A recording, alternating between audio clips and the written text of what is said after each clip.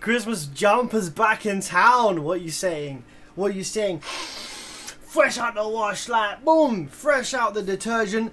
We are Christmas pudding this evening, and I would normally have my Christmas pudding hat on as well, but now we've decided to crack on with the head cam, the hat cam. No longer can wear the Christmas pudding hat, otherwise can't use the hat cam. What even is this amplifier? Oh, a bunch of stuff falling out. Taramps HD 10K. Right, okay. Alright, gentlemen, good evening. What are we saying? What are we saying? We're a little bit of an earlier live stream this evening. Hopefully not going to crack on too late compared to the last few streams. I'm going to try and get this one done nice and early. Fingers crossed if we can. Try and get this one like wrapped up nice and early. Last few streams have been pretty long, boys, for one reason or another. Not really my intention, but that's just kind of how it's gone. Let's just kind of work out what screws we've got going in here. There we go, one of those bad boys right there. Evening. What time is it where you are? Interested to know what time it is where you are, because that does change when I stream. I tend to stream in the evenings here in the UK because most of my viewership comes from the USA. And in the US, it's kind of around like late afternoon time, roughly now, I think. So I tend to stream at this kind of time because it picks up a lot of viewership from the US. Which, to be honest, the US is probably my biggest audience. So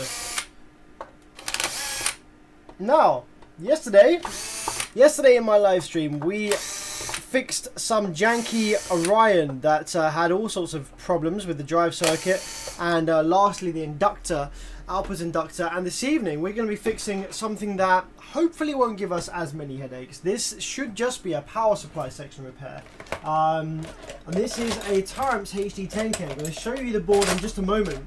I just want to kind of let the stream start, get some of these screws out, you know, kind of get things kicking off here. 4:20 in Florida. Always 4:20 in Florida. 10:21 p.m. Oh, it's a bit later where you are, Snipe.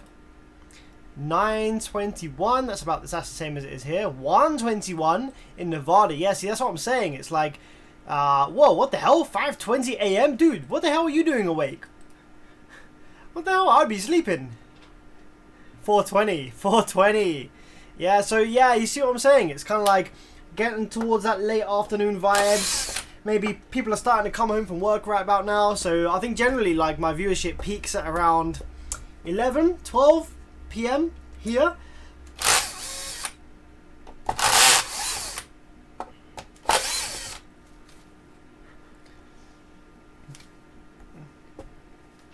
I wish I had my A60M to shoot you a gut shot, but I'm at work. Oh, no worries, Tyson. That's cool. San Francisco, 1:22. So yeah, I would say that probably at least 75 to 80% of my viewers, it's the afternoon. Some crazy people are up at 5:20 a.m. What are you doing? 8 more days till Christmas, guys. Did you hear that? Did you hear that? Are you ready? Guys, I want you to tell me something in the live chat real quick. Actually, this camera keeps moving. I want you to tell me what the funniest or the most questionable present you've bought this year is so far. The funniest or most questionable present you've bought this year. Tell me, because I want to know what that is. Let's try and get my microphone sorted out here a little bit, actually. Tighten that back up. There we go, that's a bit better. So yes, I want to know your funniest or most questionable present you've bought this year. Let me know. Let's have a chat about presents real quick while I'm unscrewing this.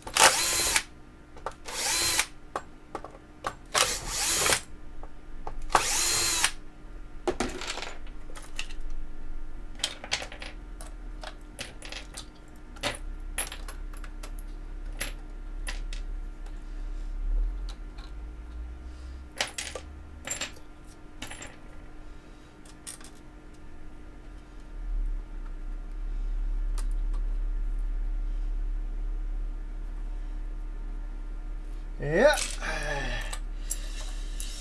many clamps,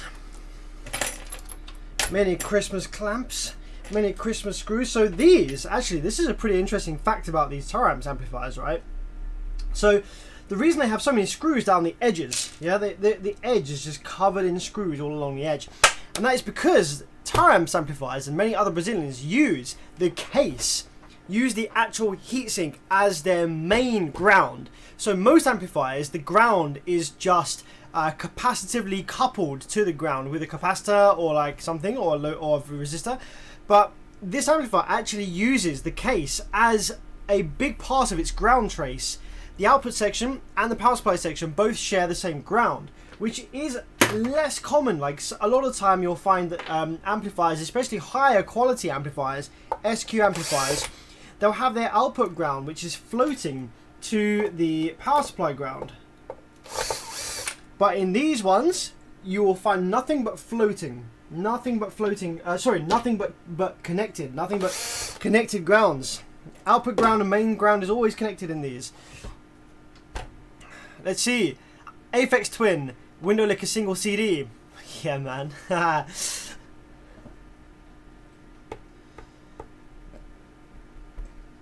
know I'll get some headphones and a tripod.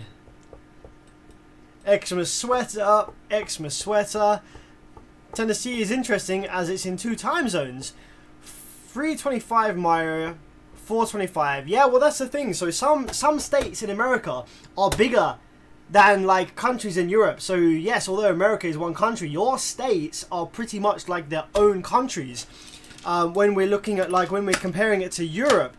So you could consider Europe as a country and each different country in Europe a state. That's kind of, I mean, in terms of land mass, that definitely adds up. Like Texas, for example, or like, I think, yeah, Texas itself is bigger than the United Kingdom. That's one state, and it's bigger than the UK. I'm sure that I think the UK is horrendously more densely populated, but you know, when you think about land mass sizes and stuff like that, it's pretty crazy, right? So yeah, naturally you're going to have different time zones.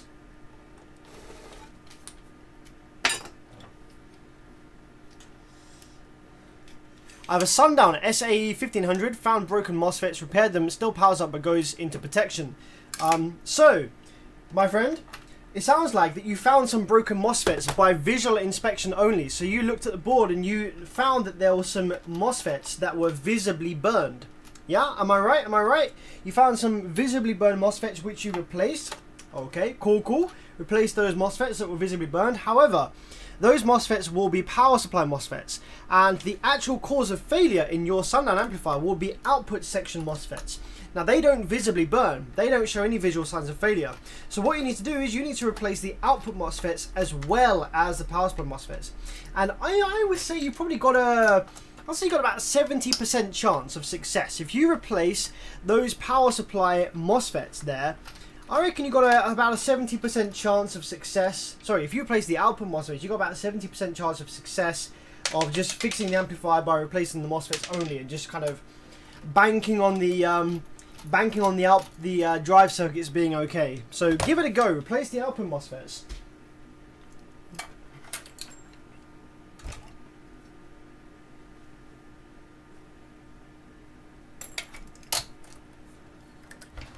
What are your thoughts on the Amor engineering amps? I personally haven't had any hands-on experience with them, so I can't really answer that.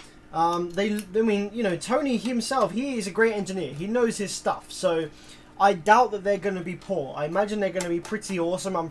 I imagine they're probably going to have some really good refined circuitry and technology in them, but I can't comment because I haven't had any personal experience with them, but I would imagine that they'll be pretty nice.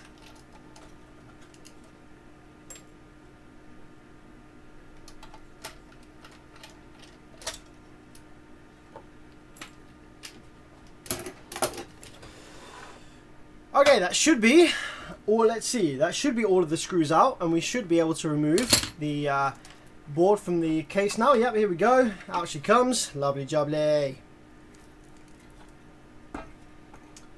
Now, I can't remember why this one I can't remember why this one's here actually, because it doesn't look like it has any dead output feds. Sorry, any power supply fed. Doesn't look like it has any dead power supply feds, so I'm just wondering why this one's here actually. Let's have a quick look. Let's Put that, nope, that's the wrong camera. We want this camera, yeah, that one there. Too many damn cameras, man.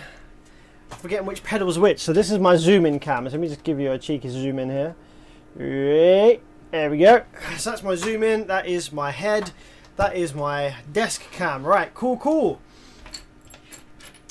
So Taramps HD 10K. Let's flip this over. So we got the power supply on the normal side, on the right hand side when you're referencing myself.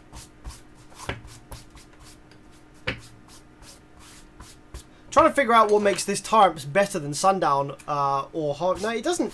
It's not really any better. These Taramps, the Taramps HD 10K is not better than a lot of amps. It's kind of a pretty crappy amplifier. This amplifier is not great. So Taramps do make some nice amplifiers. This is not one of them. Okay. Let's see what we have going on here then. So this amplifier appears to have had at some point in its life power supply MOSFETs replaced, drivers replaced. Looks like it's been burnt up a few times in the past. There's a bunch of stuff going on here. So in the power supply section we have what looks like a mixture of IRF 1404 and IRF 1404Z, which is not ideal. There's all kinds of different batches going on here, which is interesting. So let's see, are any of these FETs shorted in the power supply section, my friends? So don't seem to have any shorted power supply FETs right here, which is interesting. Okay.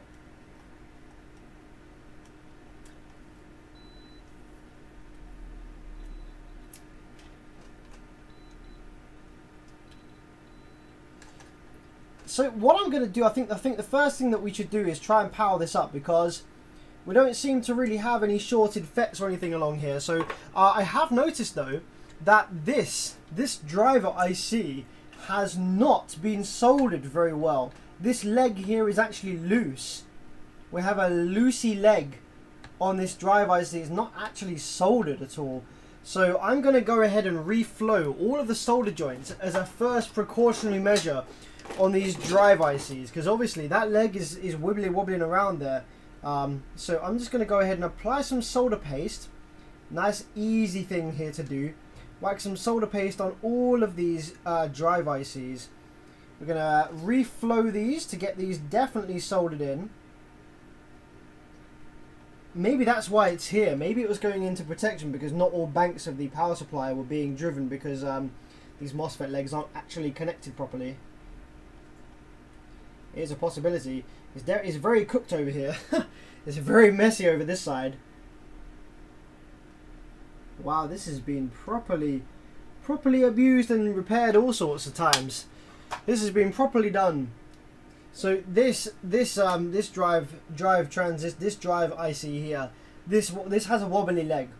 So we do need to reflow a bunch of stuff over here. Man, the surface mount soldering is terrible. Surface mount soldering is terrible around here. The soldering in general is terrible. This one could be an easy fix, you know. It could be an easy fix. We'll have to see how it goes.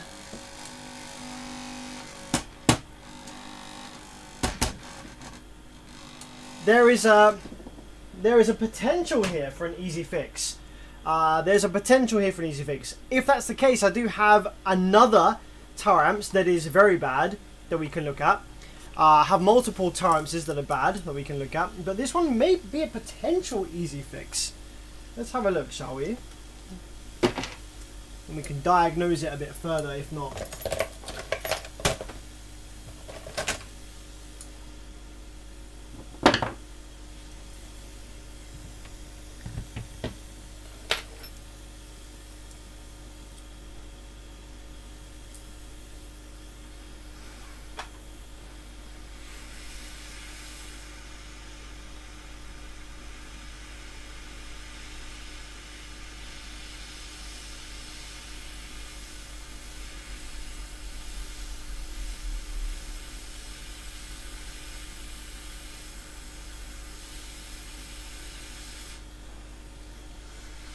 There's one.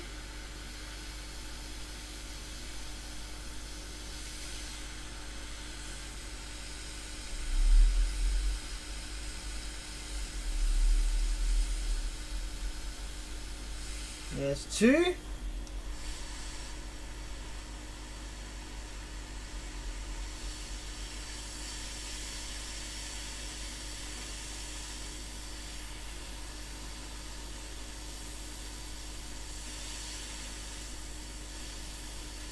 There's 3.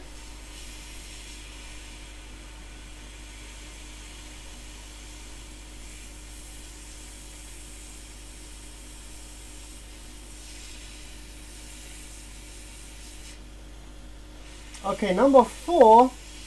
I think there's like a bunch of old solder in there that could have bridged over the legs a little bit. So I'm just going to remove this chip. I'm just going to remove off some of the solder in here. Yeah, we've got a solder bridge on there.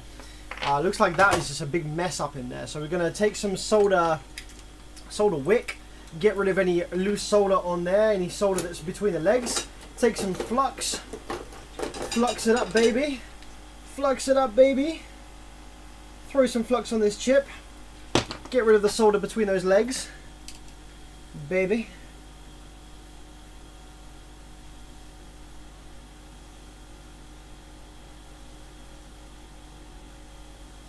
There we go, nicely done. Let's drop her back in place.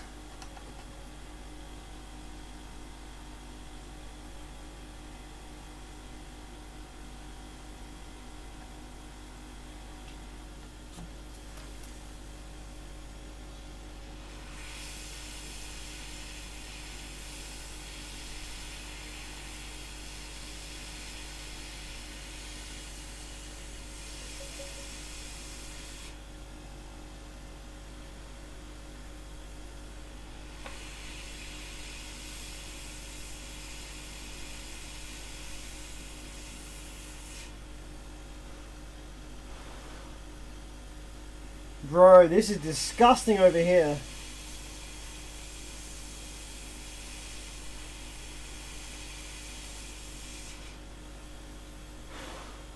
Absolutely disgusting over here. Like just the state of the board and the solder pads and everything is just janky as hell. Real nasty. Okay, so now that we've reflowed those drive ICs, we're going to take a look now. We're going to apply some power and we're just going to see what's going on with the power supply section. I imagine the output section is probably okay. In these Taramps amplifiers, the output sections are actually really reliable. They don't tend to fail that often. But it's the power supply sections that tend to go down by themselves, which is really interesting. It kind of hints to there being a design flaw in the power supply section, because the output sections, they're always fine. Yeah, the output section in this is fine. There's no shorted MOSFETs or anything in the output section. So let's apply some power. Let's see what we have.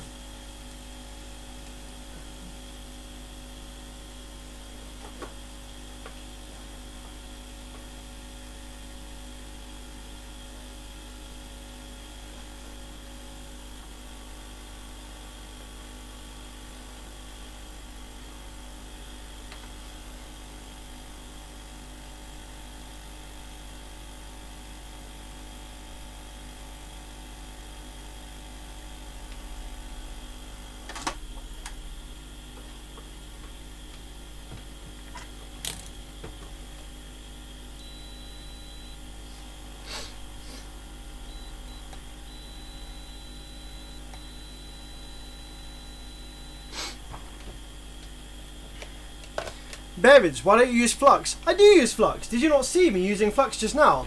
I use loads of flux. Also, I use solder paste. See here? Solder paste. This has loads of flux in it. This is a mixture of flux and tiny balls of solder. So that's flux and I used both of them just now. So I use flux all the time.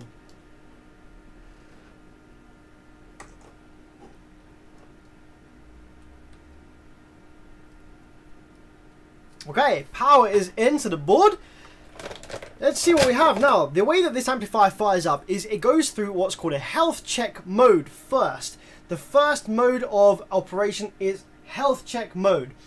And what that does, this is the PIC chip just here. This little chip here is the PIC. This is responsible for protection circuit, power supply, dead time control, and a bunch of other things. And this actually puts the amplifier through a health check mode first of all, before going full duty cycle. And what that does is it pulses the power supply FETs with just a few pulses, just to build a few volts of rail voltage on the output section. And if it detects rail voltage has been built from those small pulses, it will continue the power up cycle. However, if it detects that one of the rails is missing or there's no rail voltage built after the pulses, it'll go into protection mode because it assumes that there's a short across one of the output FETs. So we're going to put our oscilloscope probe on the power supply MOSFET drain. Turn the power supply on. We've got a 12 volts going in there just now. As you can see on the scope screen,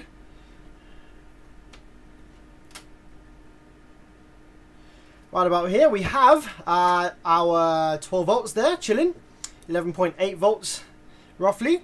And what we want to do is we want to just pulse the remote and see a couple of pulses on there. I'm going to turn the current down to just very low, like 2.6 amps. We don't want really any rail voltage to build just yet. We just want to confirm that there are good pulses on each of these power supply MOSFET locations. So let's see. First bank. Okay, yep, see those little pulses just there. That's what we're looking for. So that's on bank 1. Let's try bank 2. Yep, looks good. Bank 3. Yep, looks good. Bank number 4. Looks good. Bank 5. Looks a bit smaller. But no, looks okay. Bank 6 looks okay. So it looks like we've got good pulses on pretty much all of the banks here. So what I'm going to do now is I'm going to let this amplifier fire up fully. We're going to increase the current now to about 8 amps. And we're going to turn the voltage down to about 10.6-ish. Let's crank that up a bit. 10.5, 10.6 volts. We're going to let this amplifier fire up fully. Full rail voltage being built. We're going to see if the output section comes to life, and we're going to see if there is any issues with the power supply section. Now, we do have a few different batches of power supply MOSFET in this amplifier, which is not ideal. However, that won't prevent the amplifier from idling and from working properly at all. But if we were to reassemble this amplifier fully, we would want to replace all of these power supply MOSFETs with a matched batch. You know, we want all the same MOSFETs in this. We don't want any different variances in, and not only do we have variants in batch, we have variants in model. We have some IRF 1404, some IRF 1404Z. So that is not ideal. I do have a bunch of FETs here that will work with this amplifier. So provided this comes on and works now that all that we've done so far is just reflow the drive IC. We noticed that there was a couple of wobbly legs on there that weren't actually soldered properly. So hopefully now they're soldered, this might actually work and come to life fully. So we're going to build the amplifier, full rails. Let's see. Let's wait for the rails to climb up. We've got 40, 54 volts now on that rail. 60, 70, 80. Okay, let's probe the low side drain and wait for the square wave to appear.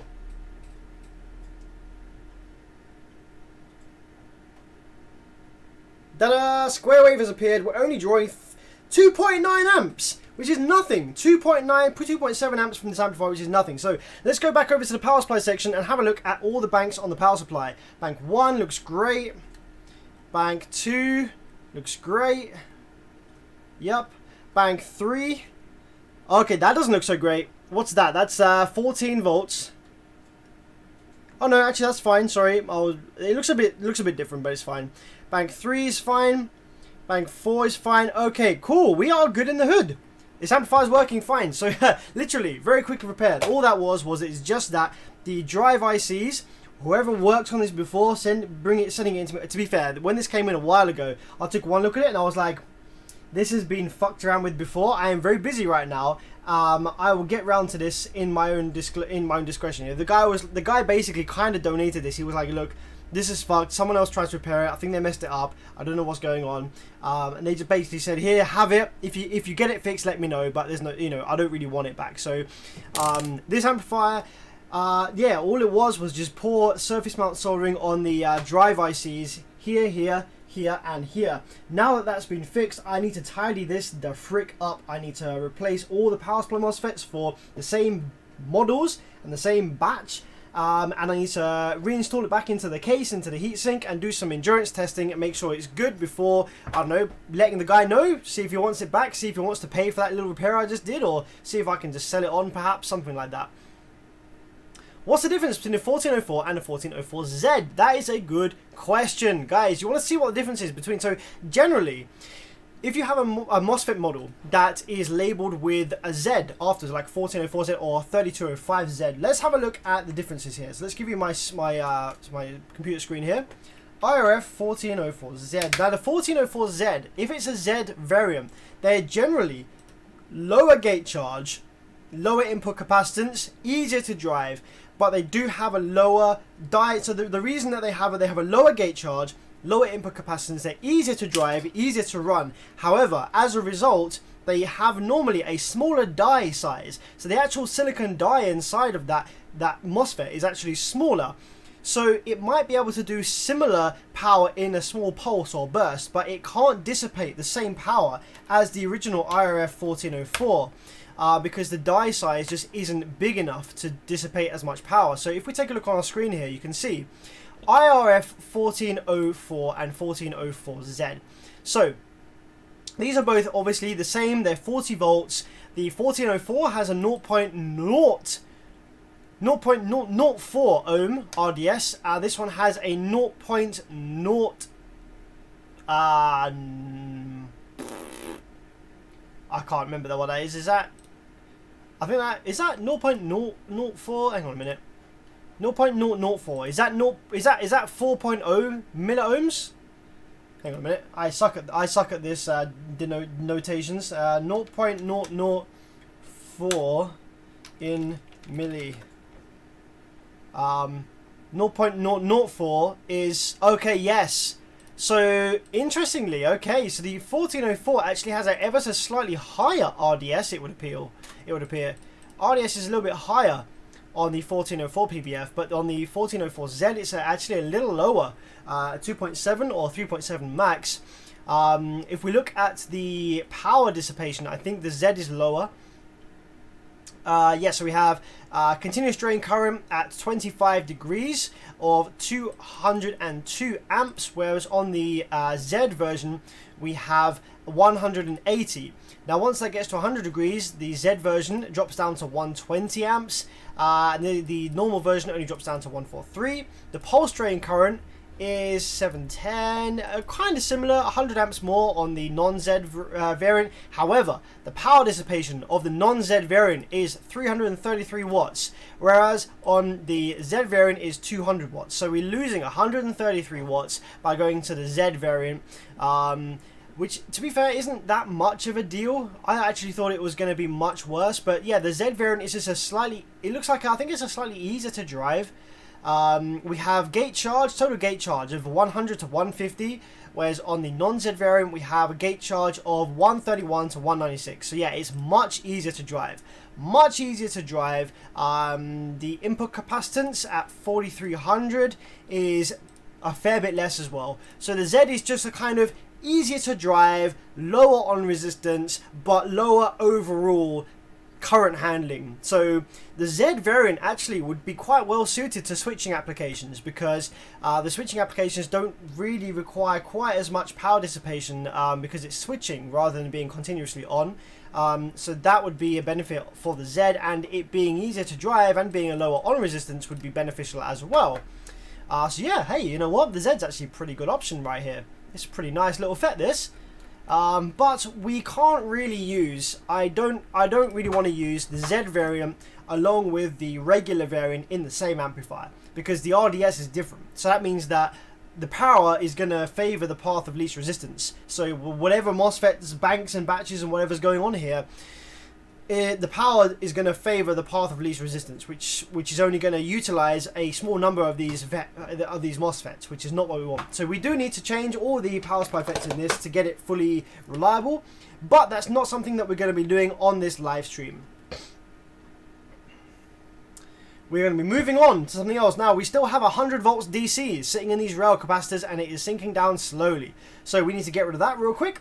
Let's figure out whereabouts is our 100 volts. Here we go. It's in this this rectifier right here. So we're going to put our oscilloscope probe in there, take our pull down resistor, which is 16 ohms and 4,000 watts, 4,000 watt 16 ohm resistor, and we're just going to ground it. So here's the ground, poof, straight down to ground. Bye bye. Now your rail caps are empty. There we go. Excellent stuff. So let's move on to, that was a nice easy repair on the first one. That's all that needed. Hey, that's been sitting on my shelf for like 2 years now. Just because I haven't bothered to look at it yet, because I was like, Taramps, fucking hell. Nice easy repair on that one. I'm just gonna rest it back in the case just for storage purposes, and we're gonna go and get the other one. The other one I think is potentially a 15K. So this other one could be a bit more interesting, I think, maybe.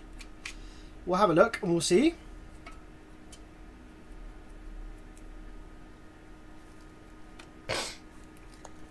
Pinky Love says Pioneer. Yes, we'll do the Pioneer, but I do want to get this other Taramps looked at real quick while we're doing Taramps.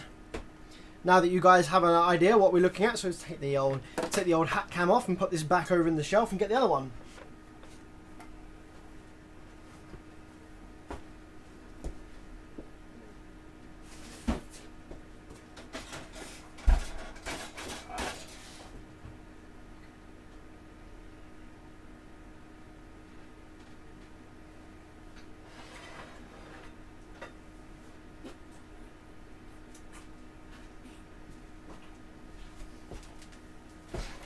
Oh, hey.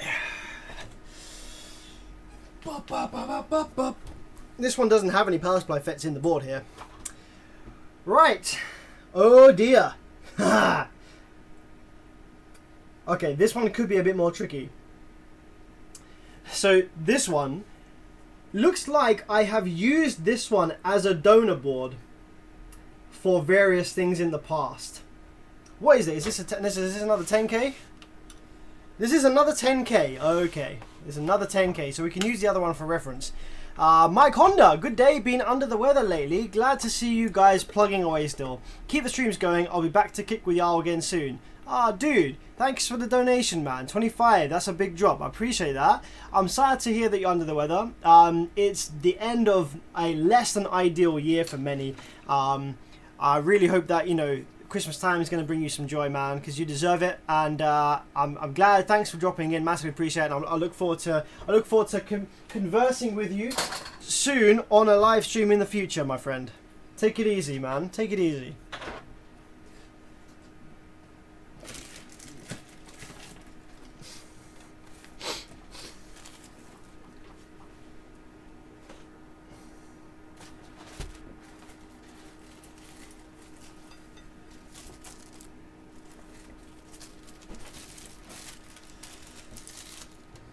What would you recommend for a full bridge amp? Taramps, Stetson, Swedish brand Bass Habit, or Swedish Gassner? For a full bridge amplifier, I would perhaps recommend, if you're looking for around about the 3000 watt RMS, get the Taramps Smart 3. It's a phenomenal amplifier, really, really good little amp. If you need more power than that, look at Band of Viking range. Band of Viking range is fantastic amplifiers. Alternatively, if you're not too keen on that stuff, look at the Orion HCCA line of full bridge amplifiers. They are not made in Brazil, but they are full bridge amplifiers and they are based on modern MOSFET technology, so I would check those guys out as well. And actually, I think Power US, I haven't really had great hands-on experience with those, which is, I think, a good thing, because there is a UK distributor for Power US. And the fact that there's a UK distributor, I don't see many for repair, you know.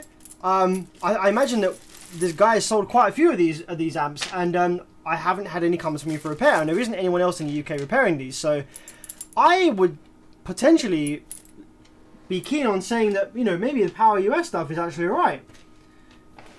The fact that I haven't really seen any yet, and I would have expected to have seen some by now if it wasn't that great, you know.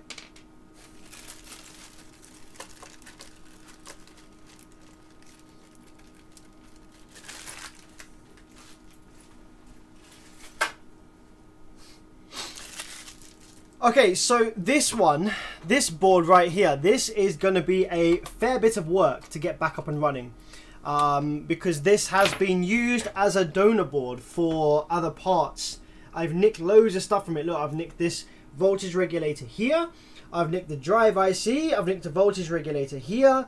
I've stolen a couple of op amps. Stolen an op amp right here. What else is missing? Is there any like small resistors missing?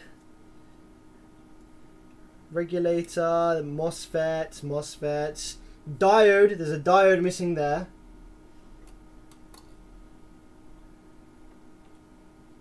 Op amp missing there. How about transistor missing there. All the power supply FETs are missing. So this one, we're gonna have to replace a bunch of parts first to see what's up with it. So what do you reckon? I'll let you guys decide. We can either do this one and refit all the parts, retrofit all the parts, find out what's up with it, get it up and running. Alternatively, we can take a look at the Pioneer amplifier. I've got a Pioneer.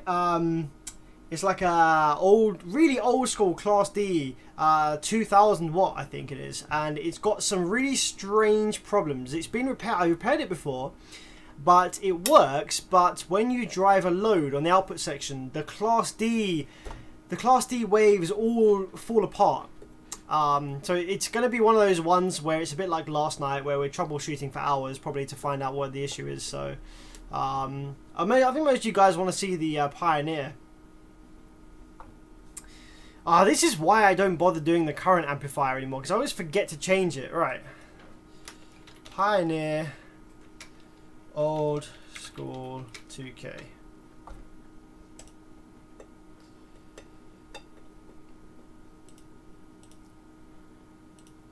Yeah. People saying I want to see the Pioneer. Alright, let's grab the Pioneer. Let's scrap this bullshit. Let's see the Pioneer then.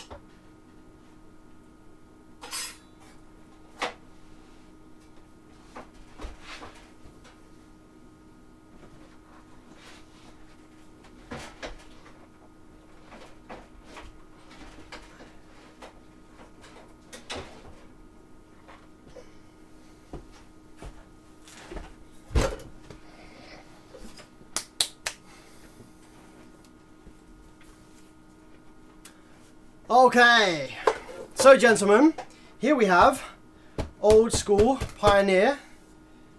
Freaking buttons have stopped working again. What's wrong with this thing, man?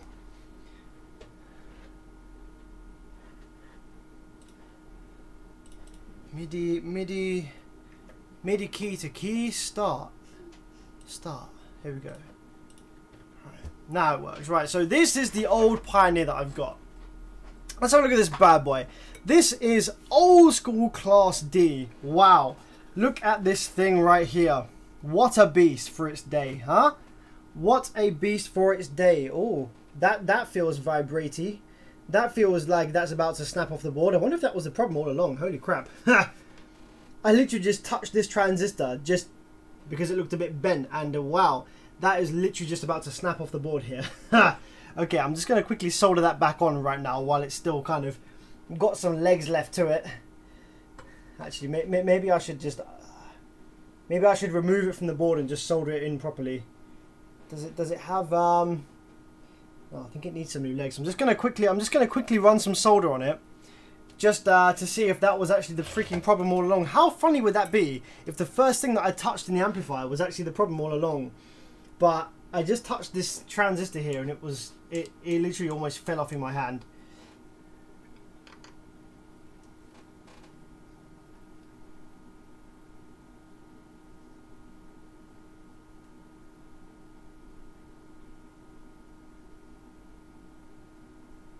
So let me just get it connected back to the board strongly at least, so we can turn it on. I can show you what it was doing before, which is why I still have it in the workshop.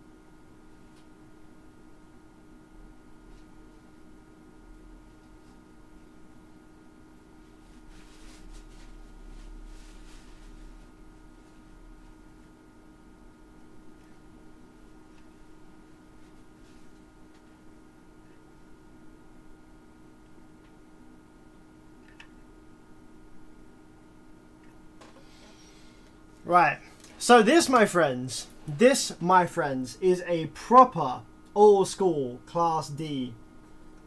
This is badass. So we have, what do we have then, gentlemen? What do we have? Running the power supply section. Looks like a proprietary chip. This chip has the word Pioneer written on it. So this chip has the word Pioneer written on it, which means that this is a proprietary chip. PA2027 is the label on that. I imagine that's probably the power supply oscillator, perhaps. We have a whole bunch of reverse polarity protection diodes up in here. Loads of reverse polarity protection diodes. So if you wire it backwards, it should protect itself. It should survive by killing those rather than the amplifier itself. Some really big, beefy capacitors for the amplifier size, really big boys. We have a couple of incredibly well seated down transformers. Like, these are not going anywhere. They are absolutely solidly in there, not moving anywhere at all. Good job, Pioneer. Fantastic stuff on this one. Each individual MOSFET has a fuse. Look at this. Each separate power supply MOSFET has its own fuse on the drain, meaning that if one MOSFET fails, it will blow the fuse and the amp will continue working. How ridiculous is that? So that's pretty awesome. Actually, no, I lied. So the power supply oscillator is actually all the way over here. There is a TL494 hiding way down here. There's a little TL494 hiding all the way down there. That's what's oscillating the power supply section. So that's down there. We have drive transistors here, just behind these capacitors for the power supply. We have another 494. We have dual 494s. That's not the first time I've seen that, but that is interesting. Dual 494s. So we have a TL494, one for each transformer, with individual drivers per transformer. So TL494, drivers, FETs, transformer. TL494, drivers, FETs, transformer. Fuses. Don't know what the hell this chip does then, this proprietary Pioneer one. We have another chip over here, which, I don't know what this is a TDA 7570. So I think that is an integrated Class D chip back of its time. And then basically what we're having here is we have the outputs of this just buffered, like heavily buffered by all of these different drivers over here before the output FETs. That's really interesting. Rob, man, thank you for the 20. I appreciate that. That's pretty balling. Thank you very much, man. What is the easiest way to tell if an amp is full or half bridge? Yes, exactly. One of a really quick, easy kind of, it's not a guaranteed because many half bridge amps aren't bridgeable, aren't strappable. But if an amplifier isn't strappable, then there's a chance it may be full bridge. But there's another quick, easy way for you to tell. Okay? Here's how you tell whether your amplifier is full bridge or half bridge. A good way to tell. Take a multimeter, okay? Put it onto continuity setting or like resistance, or so you can see things that are connected together. Continuity mode, beep beep. And then you want to check the continuity between the amplifier's speaker output negative and the RCA shield. If they are connected, then it's a half bridge. If they are not connected, it's most likely a full bridge. Saber says that PA2027 is power control / mute. Oh wow, nice, good information, man. So where are you getting that info from? Did you Google that, or yeah, I'd love to know. Mazda would know lots on these amps. Has he got a lot of these then? Yeah, I see that, Saber. Thanks for the info, buddy. Thanks for the info.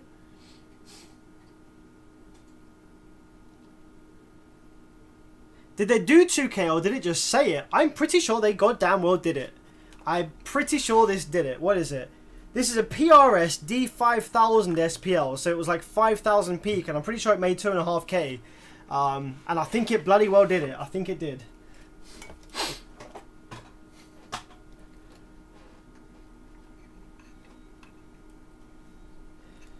I'm just going to reflow the solder on this transistor as well over here. It looks a little bit... It feels a little bit like kind of weak and wobbly. I'm just after the other one being a bit weak and wobbly, I'm just going to reflow the solder joints just from the top of the board here, just before we power it up, just to diagnose a little further, because I don't trust the solder joints on these anymore after seeing the state of the other one just now.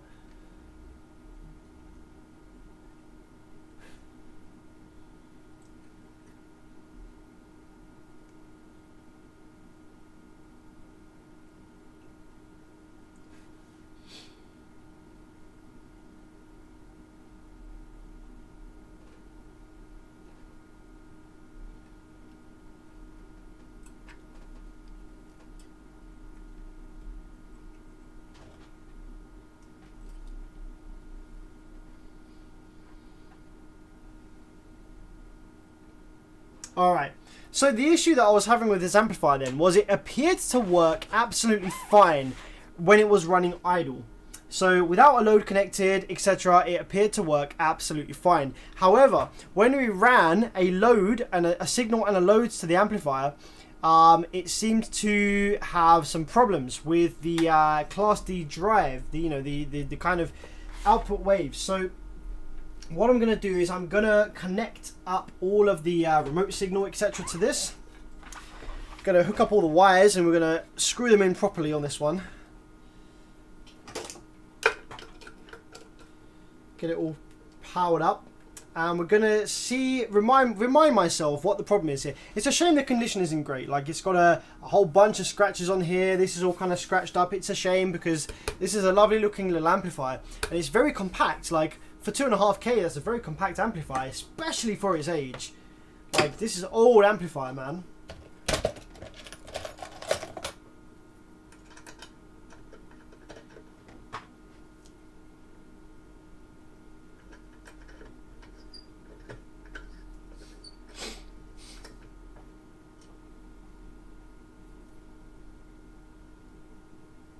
Saber said, oh, he found the information from eBay. It shows the pin setup as well. Ah, pretty cool. Good job, man.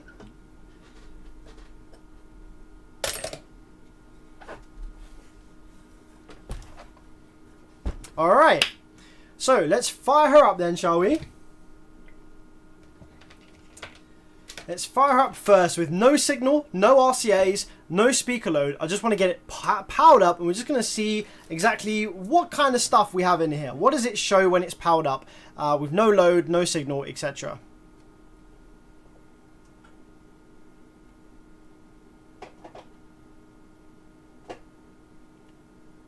Okay, so I'm just checking the rails real quick. So we have negative rail building on this one.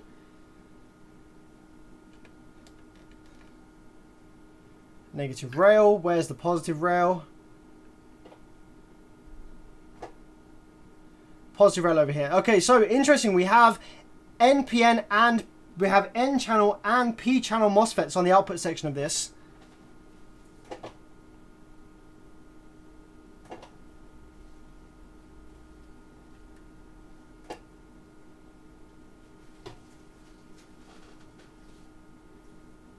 Oof. Wow, it's drawing crazy amounts of current. Did you see that? It's drawing out over 10 amps. Wow. Okay, let's hook up a load. I've got a sneaky feeling that this amplifier did actually exhibit some strange issues when it was powered up without a load connected. So I'm just going to go and quickly hook up a load right now. I've got a feeling that it did do some strange stuff without a load connected. So let's hook up a load real quick. Let's see if that cleans it up at all, because that was drawing way over 10 amps and climbing, and it wasn't even doing anything. So let's just attach a load real quick and see if that helps. I've got a feeling it did.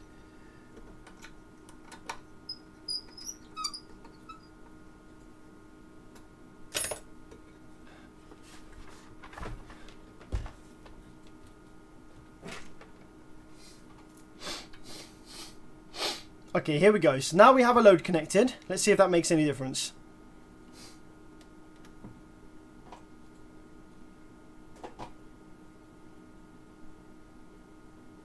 Yes, having a load connected makes all the difference. We are now only drawing 4 amps. Now, the Class D switching frequency of this bad boy is 314 kilohertz. This thing, my friends, is way ahead of its time. This is an absolute beast of a Class D amplifier. Way faster switching frequency than most Class Ds, even many full range Class Ds that you can buy these days. This thing, my friends, is a beast. Wow. We have 81 volts RMS rail-to-rail switching. We have N-channel and P-channel MOSFETs, which is kind of a really old way of doing it, but that's fine. We're gonna let them. We're gonna let them off on that one, considering this is a pretty old amplifier here. Now, I have got a feeling that this did some pretty janky stuff when a load was connected and when when signal was applied. So let's apply some signal now. Let's take our RCAs here. Let's apply some signal into the amplifier and see if it does anything strange. The load we have connected, we have a 16 ohm load, which is very high. This is a 16 ohm load here, which is these bad boys here. I've got 4 of these, and these are all seriesed up at the moment. There are 4 ohms each. I have them all seriesed up just for kind of doing stuff on the test bench here. So we're going to go to our signal generator. Signal generator, 50 hertz. Make sure the gain is turned down to start with. Gain is down at 0. Frequency, bass boost off. Frequency low pass, crank that up a touch. Filter slope, 18 dBs. Subsonic filter off for this test.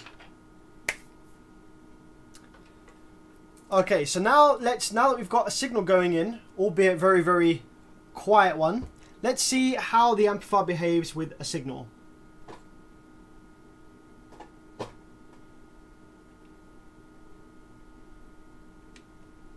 Okay, you can see the signal has begun. You see some tiny little wobbling here in the changes in the dead time and the duty cycle of the output FETs here. So if I go ahead and probe the positive speaker terminal now, we're going to zoom right in on this and zoom right out to have a look at the sine wave shape. There we go. Reject high frequency. There we go. Auto level. So we have 5 volts RMS. 5 volt divide. We have 1.4 volt RMS sine wave. So we're going to increase this until we see some current draw. You have to ignore the wobbling around, actually. It's just the... There we go. So we now have 5.1 amps worth of current draw. I'm going to crank the voltage a little bit up to 12 volts on the power supply. 5.3 amps being drawn. Now let's crank the gain and let's see if this amplifier exhibits any strange behavior up there.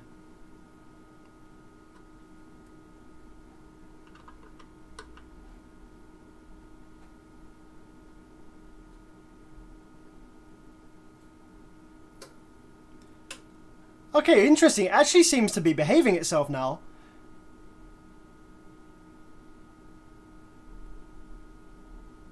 We have quite heavy current draw from this amplifier, but we are actually outputting quite a powerful wave here. It's not the cleanest. Look at the. It's kind of a bit dirty on the bottom, and when we turn the gain down low to about here, there's like a kind of glitch in the kind of wave on the wave is this glitching around that you're seeing now is actually just my oscilloscope probe not making a good connection to this output terminal, so ignore that. That's not the issue. I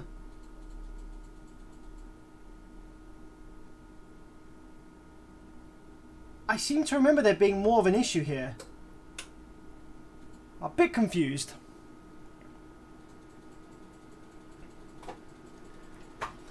Maybe the issue was just this transistor that was not soldered to the board properly after all. Interesting. Can't actually remember what was wrong with this one now. Looks okay to me just now. I mean, it's very difficult to test properly because obviously we are connected to a 16 ohm power. We're connected to a 16 ohm load. And this amplifier is 2.5K. So my bench power supply that I use for safety is only like 200, 250 or 300 watts. So I can't draw any more than like 250, 300 watts from this. And this amplifier, not being very efficient, will draw quite considerably more than that just to output a few hundred watts. So even though we have a 16 ohm load connected, I can't really do much. Now, I do have, obviously, more powerful power supplies. I have my Dell server power supplies. I have some HP ones there. But I don't really want to connect those up to this amplifier just now because that will take a long time to connect up on the live stream because I have disconnected them while I was rewiring them. Yeah, it's just not something that I can do right now. It would take too long to set up on the live stream. So at the moment, with me being limited to my bench power supply, this amplifier seems to be performing okay. And I'm pretty sure that I remember, it didn't perform okay. I'm pretty sure there were issues with it. Maybe I should try hooking up a 1 ohm load instead. Now obviously I won't be able to go anywhere near as high on the gain there because it will start drawing like current way earlier because we've got a 1 ohm load instead of a 16 ohm load. But yeah, if I try a speaker, it's definitely going to play a tone. Yeah, if I hook up a speaker in series, it's going to play lovely. Because the sine wave look like a great shape. Do you want to see it play on a speaker? We'll show you it play on a speaker real quick. Let's create a little speaker, put that on here like this.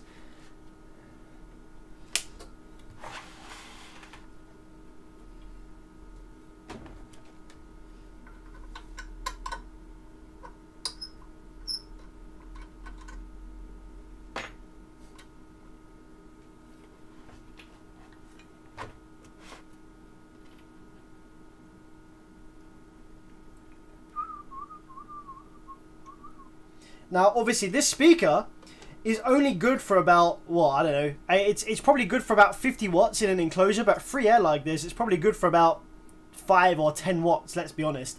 Because it's free air, it's got no enclosure. So mechanically, it's only good for a very, very, very small amount of watts. So I'm going to have the speaker connected in series with the 16 ohms. So we've got 16 ohms plus this is 6 ohms. So now we've got 22 ohms on the speaker terminals. So that should allow us to push the output sine wave to quite high levels, which is good. So let's crank this up then, turn it on again and see what we have coming out the speaker.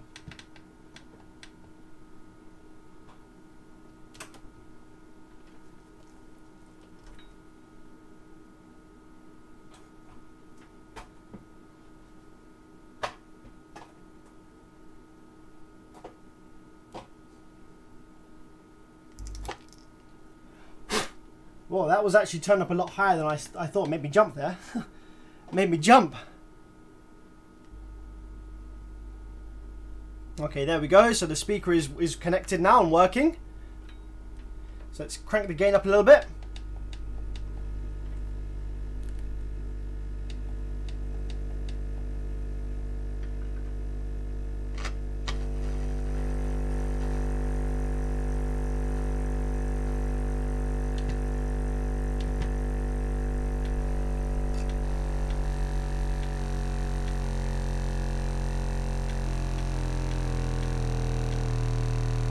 Sounds great. Sounds great to me.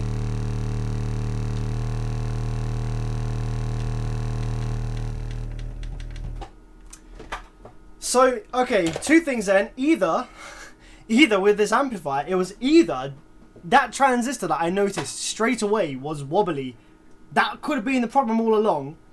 Or there are further issues with this amp, but I just need to connect it to a larger current power supply to find the problem. So I don't think that this is gonna. I don't think we're gonna go any further with this one this evening. But it's cool for you to go. I mean, do you guys want to see anything else about this amplifier? Do you want me to kind of go through any other stuff about it? It's such a super cool old school Class D amplifier.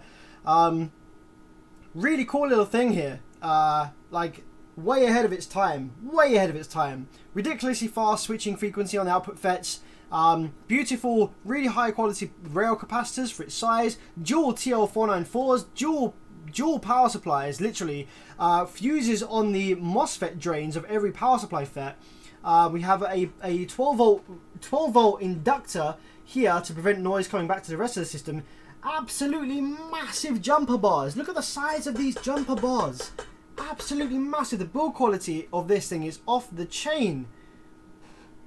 Such a cool amplifier.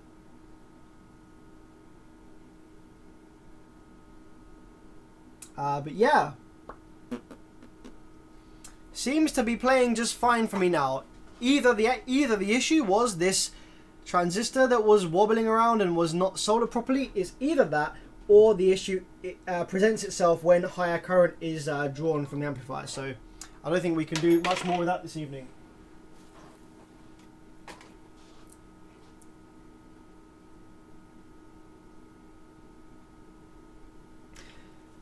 Show us your desk and equipment. Does anybody want to see my desk and equipment? I'm pretty sure most of you have seen that already, but if you'd like to see my desk and equipment, let me know. Otherwise, we can move on. We can do some more stuff. What do I have to do next? I got a really funny, terrible amplifier actually we can work on. I can move on. We can do a really terrible, cheap, nasty, I think it's like an SSL Evo or something. It's like a really terrible, cheap Class D that popped. We can see if we can find the issues with that if you like.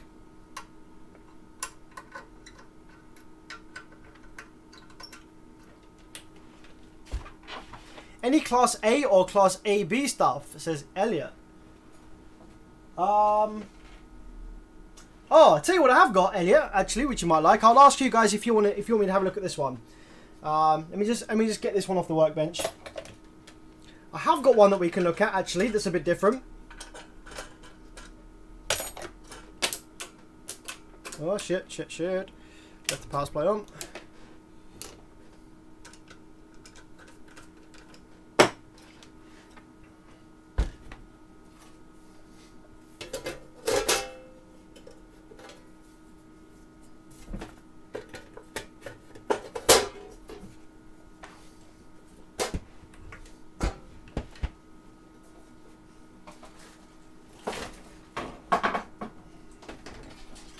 Here we go. So this one is a bit different.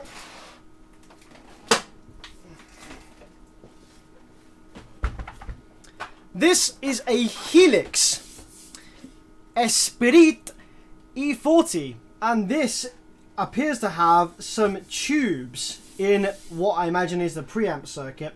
I think this is probably just a marketing tactic. Like this won't be the output section of the amplifier using these tubes. But I imagine that this is just in the preamp section. But this one apparently has some kind of distortion on one of the channels or something like that. We could try and figure out. So yeah, gents, we can either look at a cheap, nasty SSL Evo type repair with a discrete Class D drive circuit with some issues. We can look at this Helix. Or we can look at a Vibe Class GH mono amplifier, 1500 watt RMS. Or we can look at a DLS amplifier with intermittent crackling on one channel.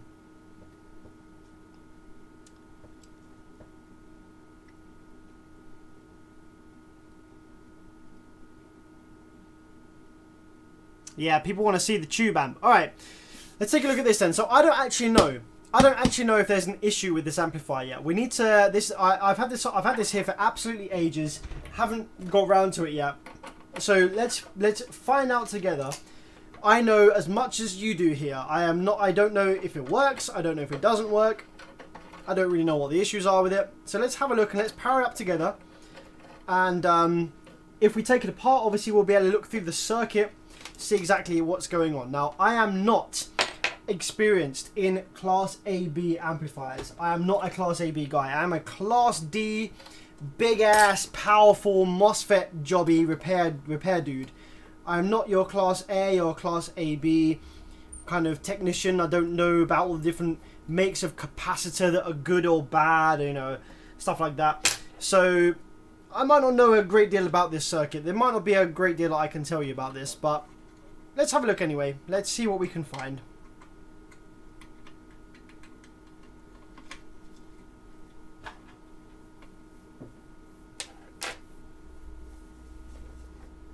Okay.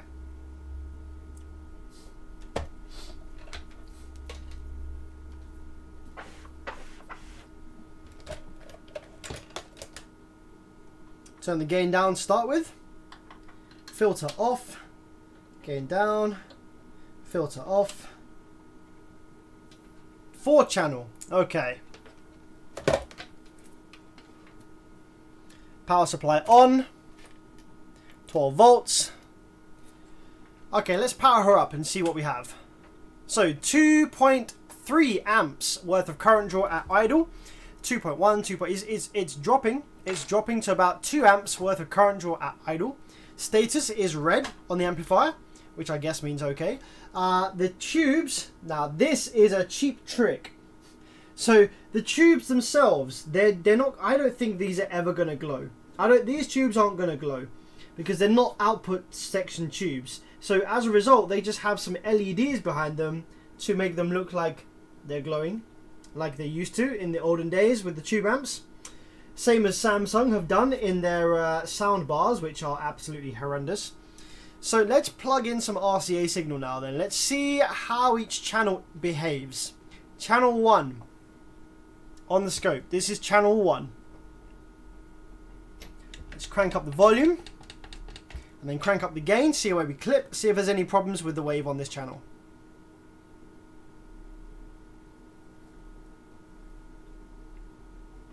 Looks good to me. And each of the channels, I'm just going to wiggle the filter switch. There's a high pass filter switch here. I'm just going to wiggle it around because a lot of the time the filter switches can kind of go bad and they cause the amplifier to have distorted audio, etc. So as far as the oscilloscope is concerned, that looks okay to me. Okay, let's check channel number 2. Yep, as far as the oscilloscope is concerned, that one looks good to me. Channel number 3 then, gentlemen.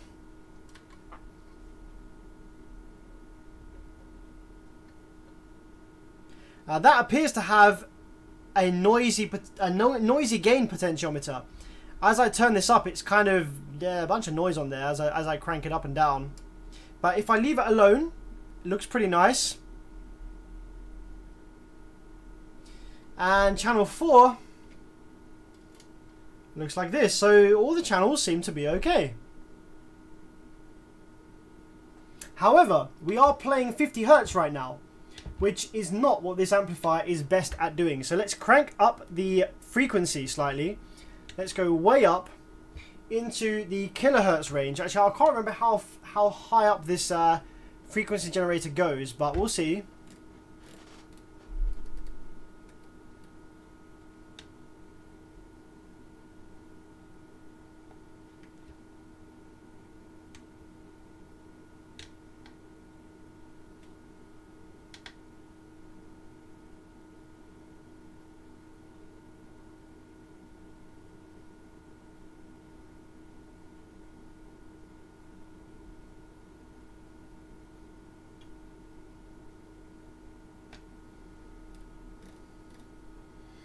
So we now have about 9 kilohertz on here, and I imagine that horrendous looking wave is actually the signal generator, because this signal generator is very, very cheap. Let's have a quick look. The signal generator I'm using here is very, very cheap, nasty signal generator. So I imagine that's probably that. I could use my other tone generator. I've got two tone gens here. One of them's pretty nasty. One of them's okay.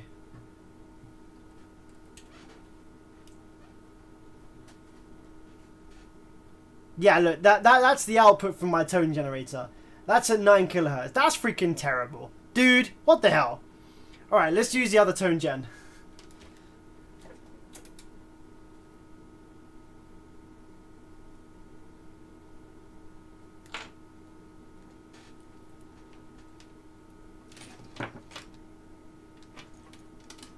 So the reason I was using my cheap tone generator there for the last few tests was because we were checking a while before the Hertz amplifier, which appeared to not like having a connected output ground and main ground. So I was using a floating separate frequency generator there. So this one here, this is much better. So we've got 34 kilohertz, which is a bit too high. We don't quite want 34 kilohertz. Let's go up a little bit. There we go. There's about 13 kilohertz there. So let's stick with that, and let's check 13 kilohertz on the amplifier now, and let's see the bias and stuff like that over here.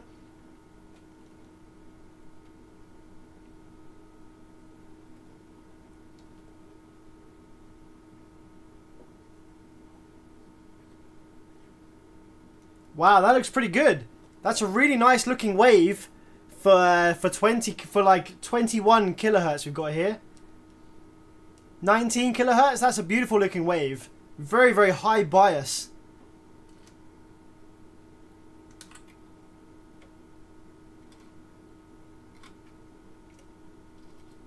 Yeah, this amplifier is going to sound beautiful.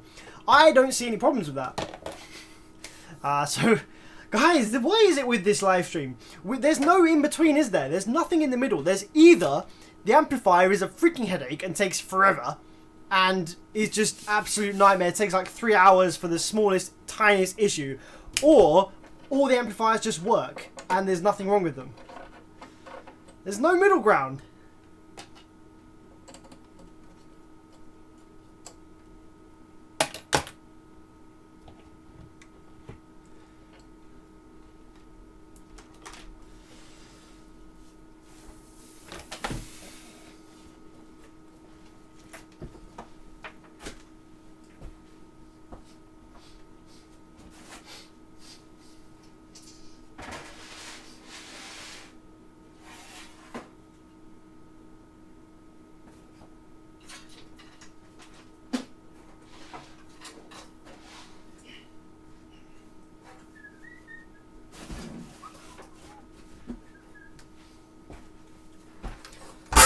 Alright guys, we're moving on. Moving on to something that's actually dead.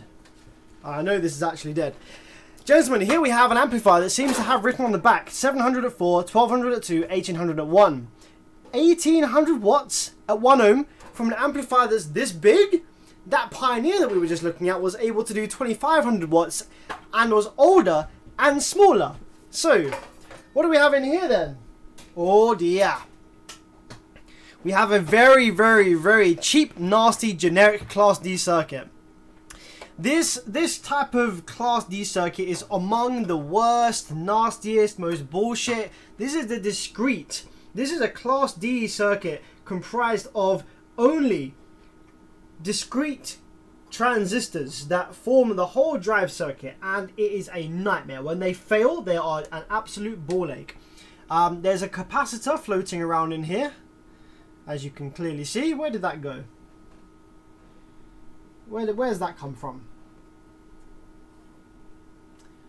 Not quite sure where that's come from, but we're just going to roll with it, I guess. Well, just bear in mind that there's a capacitor missing somewhere. I can't quite see. Oh, there we go. There it is. Whatever that's from. What is that? It's a 100 volt, 220 microfarad. Okay, cool, cool. Just bear in mind that that goes there. Now, this amplifier appears to have a blown power supply section. Bevis, why do people ask you to repair this trash? Is it even worth it? No, this was actually donated to me for free.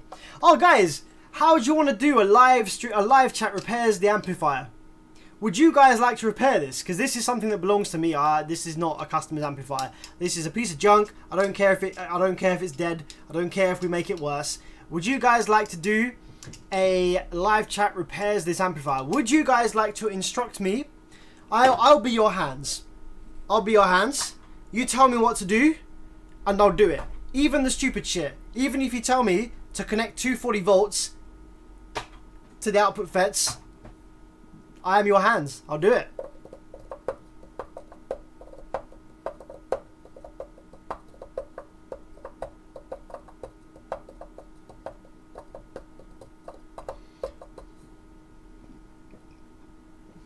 I think that most people want to see. I think that most people want to see live chat repair it. The only guy that doesn't is Promo130. How's it going, buddy? Promo130. Shout out. What's up, my man? Are you do you not like the idea of live chat repairing an amplifier?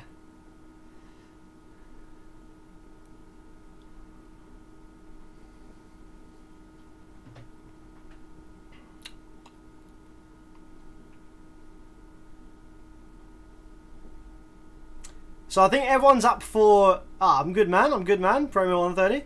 I think pretty much most people are up for having live chat repair the amplifier. What brand is this? Actually, that's a good point. I do not remember. This is a... this is a... what even is this?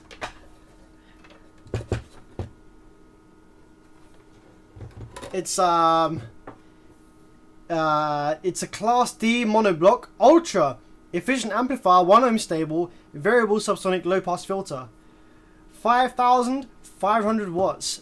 But there's no brand. No brand.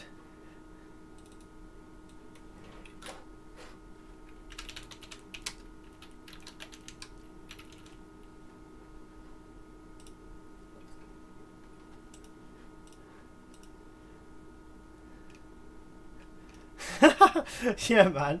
No brand.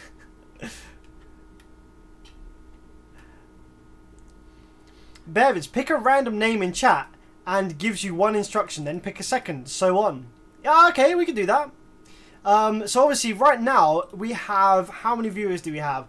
Right now I've got about 160-ish viewers. So there's 160 people watching, but not everyone is jumping on the live chat. Maybe not everyone has access to live chat. Some people watch on the TV, some people watch on the phone, etc. So guys, if you want to get involved in live chat repairs and amplifier, then make sure you're commenting. Make sure you're commenting. Just say some random stuff. Doesn't matter what it is. Whatever you do, just make sure you're commenting, and I will pick you at random in the live chat, and you can give me some instructions on what to do next. So guys, visual inspection first then. Before we go any further, I'm going to give you a full visual inspection of the amplifier, and to do so, I'm going to take my hat off and give you a nice close-up of what we have here. So, visual inspection, I can tell you already that we have the power supply section down here. So these are the power supply MOSFETs, and it appears that some of the resistors for the power supply MOSFETs are definitely burned. So we have burned gate resistors in the power supply section.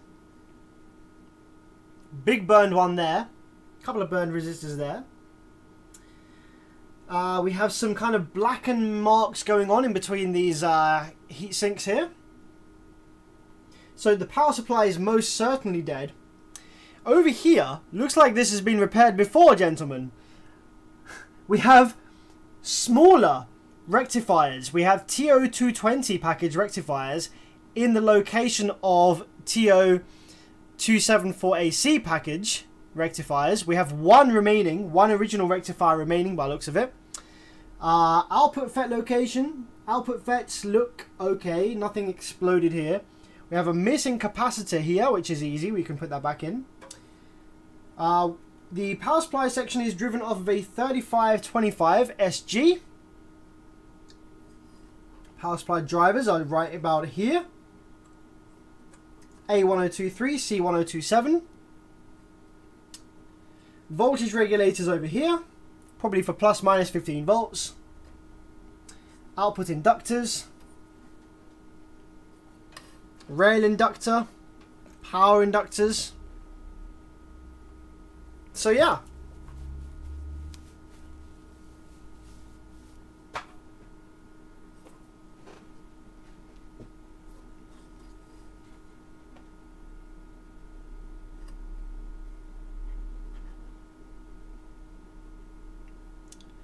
Okay, I'm going to pick a name at random. I'm going to pick a name at random. Okay, AnnaFan83. AnnaFan83. What are you saying? How is it going? Good evening to you. Good afternoon, good morning, whatever time it is. AnnaFan83. Please, tell me, what do I do first? What's my first thing that I should do with this amplifier?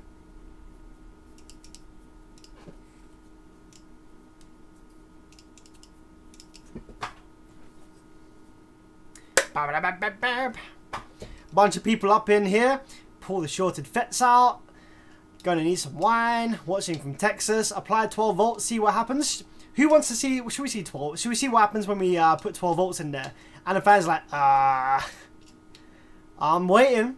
We're waiting. What should we do, AnnaFan83? I see some good suggestions in there just now, but I can't take it. I can't take your suggestions. We're waiting for AnnaFan83. What shall we do first? What's the first step in repairing this bad boy?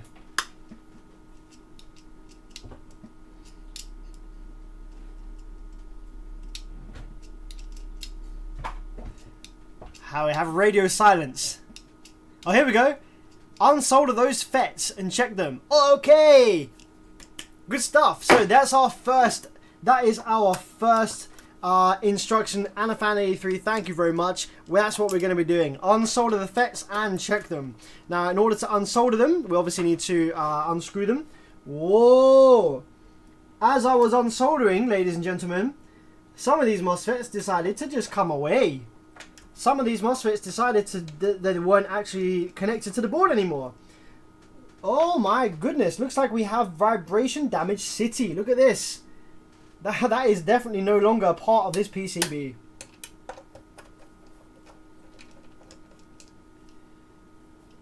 Oh, and again, there's another one. Pretty much all of these FETs have nothing to do with the PCB anymore. They're all completely disconnected. They have broken legs.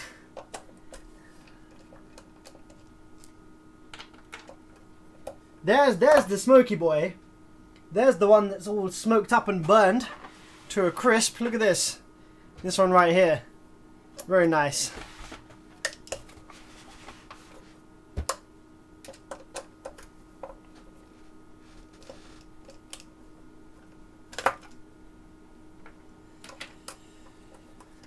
Okay. You know what? I don't think this board is even worthy of taking out of the case. What do you reckon? Should we just top board this? Should we just do a cheeky top board repair? I don't even think I can be bothered to take this out the case. I think this evening, gentlemen, ladies and gentlemen, we are going to be going for a bare minimum components repair. And we're going to be going for a top board repair. So bare minimum components and top board repair. So we're not going to be putting all of the MOSFETs in. We're just going to be putting enough in for the amplifier to operate normally. So one per batch, one per bank. We have 2 power supply transformers, which means that we need 1 pull, 1 push, 1 pull, 1 push. So we need 4 power supply MOSFETs in this board to get it up and running.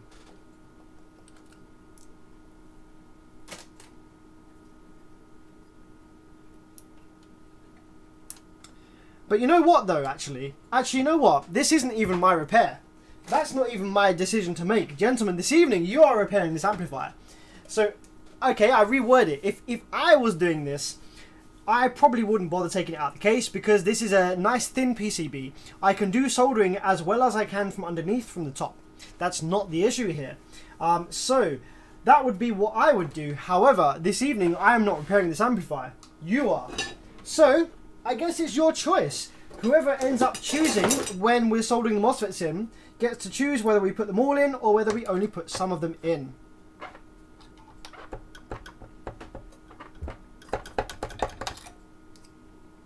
Now, AnnaFan83 actually said that we should...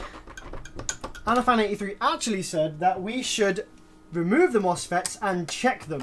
However, I'm pretty sure that you will agree that by visually inspecting them with all broken legs and stuff, that these are no longer going to be any good for this amplifier. So I think it's pretty safe to say that we don't need to check them anymore. So now that we have removed all the MOSFETs from the amplifier, all the power supply MOSFETs are gone. Bye-bye.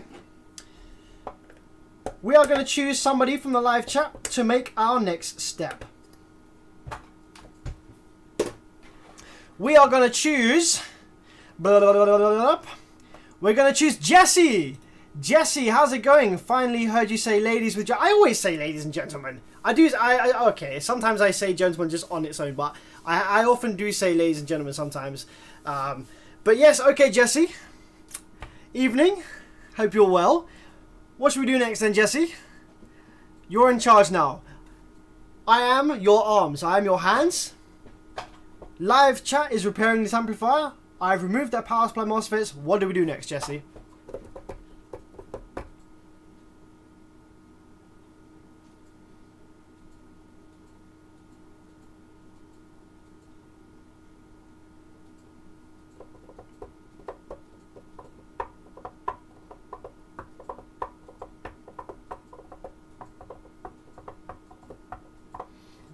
Sam, I need to know, are vehicle inverters the same as power supply sections like other Class D amplifier? Yeah, vehicle inverters are actually kind of fixed frequency. They're fixed, kind of the same as fixed frequency amplifiers, but the sine wave quality is nowhere near as good as an amplifier, because obviously you haven't got to listen to it. So it's just got to be AC to drive, you know, other equipment. So it is kind of this similar kind of circuit to an amplifier. Jesse said, I'm not sure. FETs are out, put in the new ones. Okay, well, yeah, there we go. There's our instructions from Jesse. So, ladies and gentlemen, we are going to put some new FETs in. We're going to put some new FETs in on instruction of Jesse. The bad ones are out, so let's whack the new ones in, shall we? So, just to keep things simple, I'm not going to put every single MOSFET in. I'm going to put one per bank, which is enough to get this amplifier fired up. Enough to, you know, to show itself working properly. So we're just going to find some spare 3205s. Actually, let's get some 65 and F06. There we go.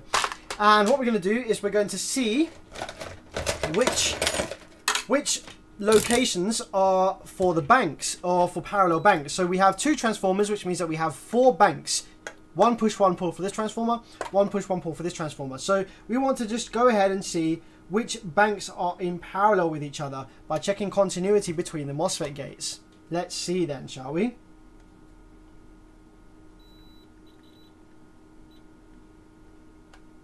So gate resistor values on this board are 100 ohms. So we need a 200 ohm continuity between these if they are going to be in parallel banks with each other. There was 2 that I forgot to remove over here.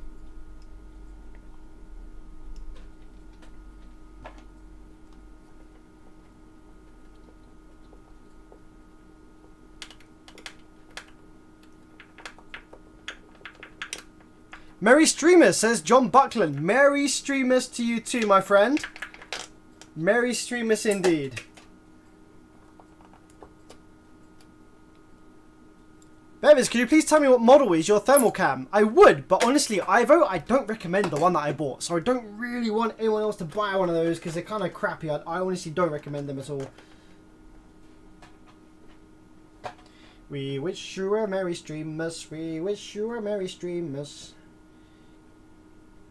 There we go. Okay, so we have parallel bank there.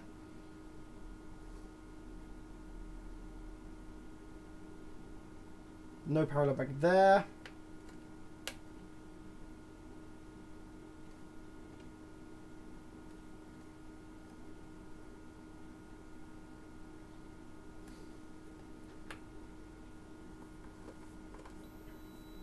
One, 2, 3, 4. So there's 4 FETs. 1, 2, 3, 4. 1, 2, 3, 4. Okay, cool. So we have a bank of 4 here and a bank of 4 here. Push pull. So we're going to put 1 FET there and 1 FET there. And then on this side we have, actually the thermistor is actually broken as well, but we're not even going to bother doing that yet because I haven't told you guys about that. But the thermistor is also broken off the board from vibration by the looks of things. So we're going to have 1, 2, 3, 4. So, gentlemen, ladies and gentlemen, let's put some MOSFETs in here, shall we? On the order of Jesse in the live chat, let's put some MOSFETs in here and see what happens. Was your thermal cam from Banggood? It wasn't. However, Banggood do sell some thermal imaging cameras which are the same. So, no, it wasn't, but also kind of yes, it was. You could get it from there if you wanted to.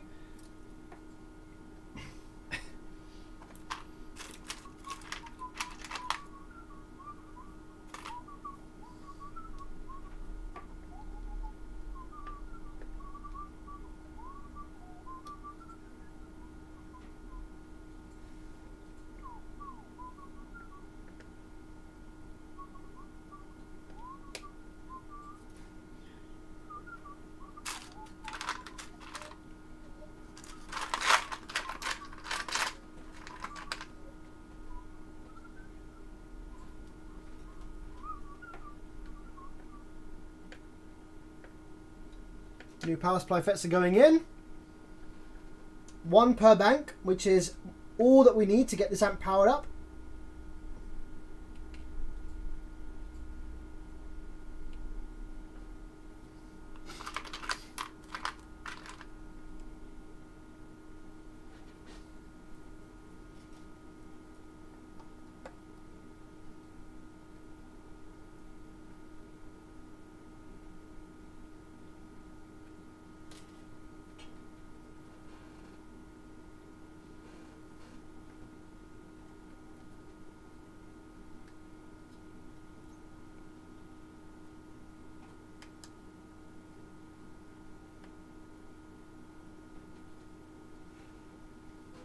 One more to go.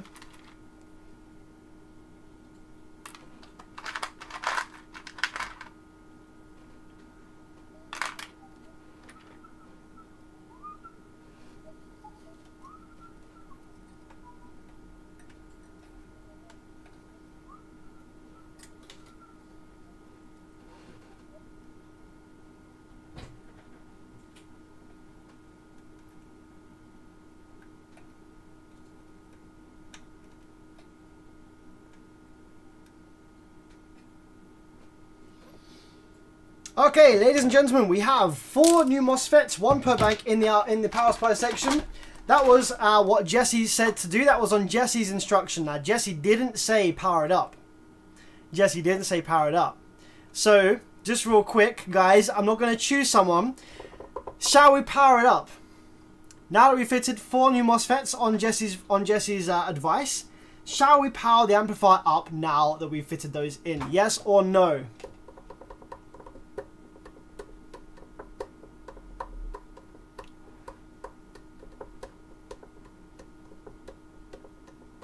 Oh, come on, guys.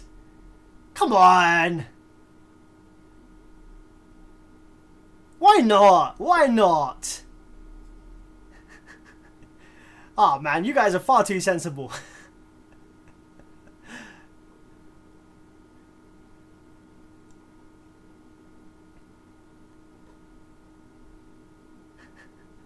You guys are far too sensible.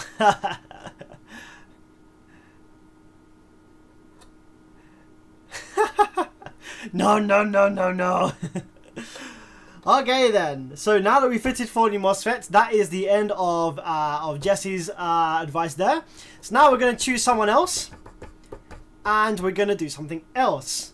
If it was me, I'd probably power it up just to see what happens.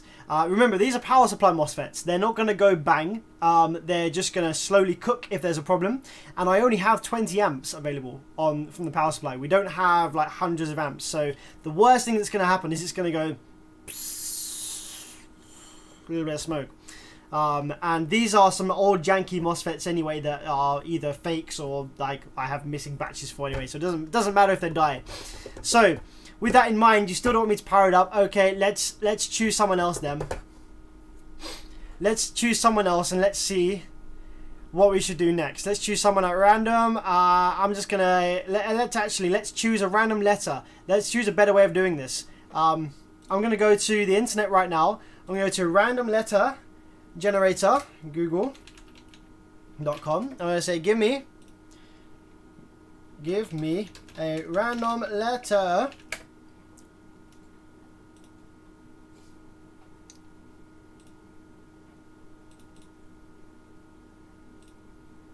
D. D is our random letter. Then I'm going to go ahead and search. And we're going to search for D. And the first one that comes up is Brandon Watkins. Brandon Watkins, howdy, howdy, fellow. That is the first one that came up. What do we do next then, Brandon? I am your hands. What would you like to do next?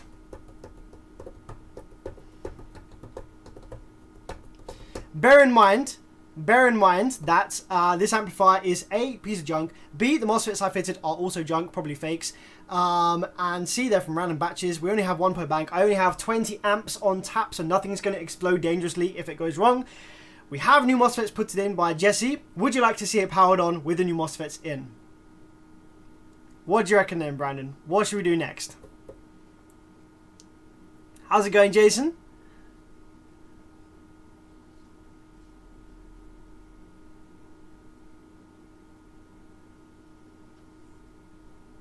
Sam, if this thing gave you the actual time I sent it you, we would have that aren't fixed. Sorry, Tony, I'm not quite sure what you're saying there. Brandon Watkins says replace bad resistors. Okay, so bad resistors then. Let's have a quick look, see what we have on the board right here. Bad resistors. So, I assume we're going to be talking about the power supply section. I can't go through the whole board and check for resistors just now. But with the power supply section then, looks like we have some bad resistors over here. And these are going to be gate resistors. And they are 100 ohm gate resistors. So, let's go ahead and replace the bad resistors that we have on these banks of MOSFETs that we have in the board. Now, I'm actually going to replace these for 47 ohms rather than 100 ohms, because we don't need 100 ohm gate resistors with 3205s. We need some 47s, so let's go ahead and do that real quick.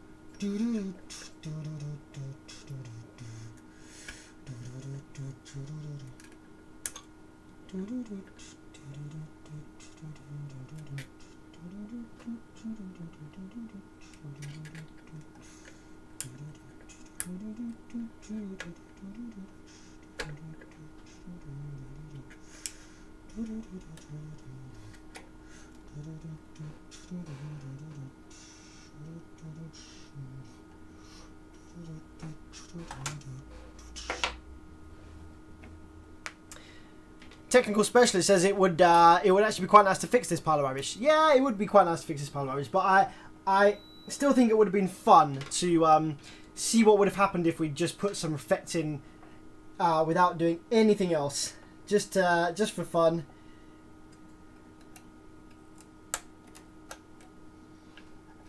Because it wouldn't have really caused any more damage, you know, that's already here. We haven't got enough current on tap to burn the board. We haven't got enough current to really kill the drivers. It just would have been like a nice little bit of smoke, a little bit of fun.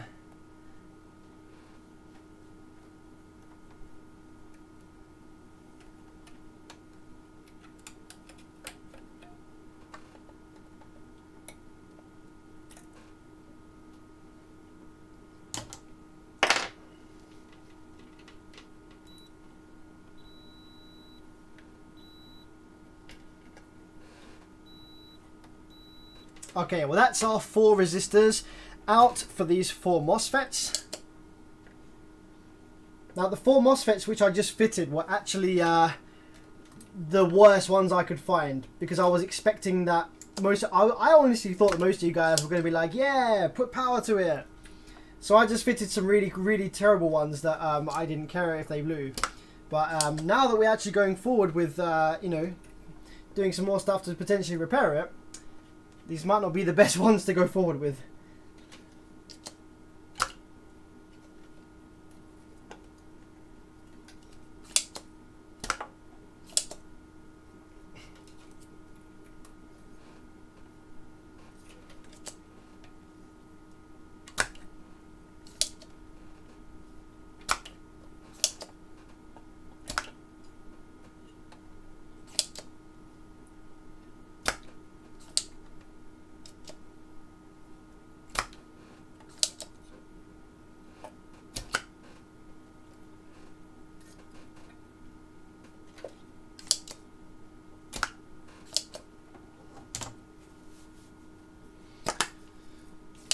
Okay. So some 47 ohm gate resistors. I've got like a whole box of them up here. I just need 4 right now. 1, 2, 3, 4.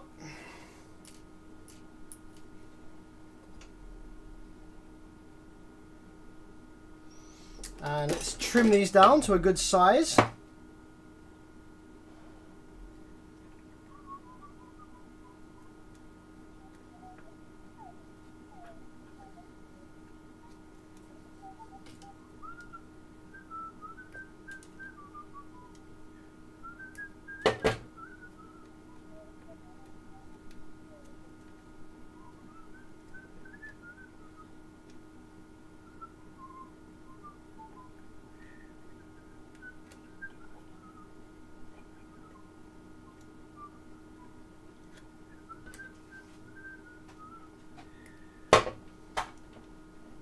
Henrik, do a random short. Let the chat decide where to short. Do a random short. Maybe. Maybe.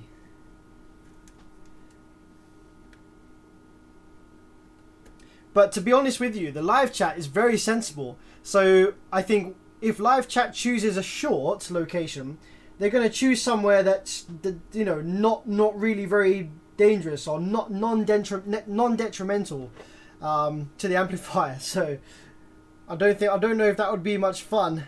I think you guys would be too sensible and you'd be like, oh yeah, short out the I don't know, something that's already kind of shorted or whatever. Short out one of the gate resistors. You know, it wouldn't really be dramatic. It wouldn't cause any failures, like straight away anyway. You guys are too sensible.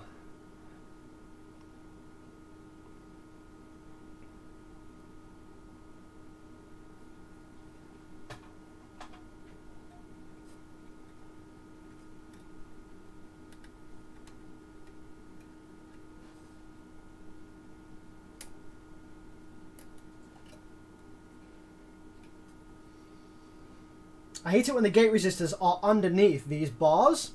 It just makes it a little bit more annoying to put the resistors in, regardless of whether you're doing a top board repair or not. It just takes a little bit more time to get these resistors in.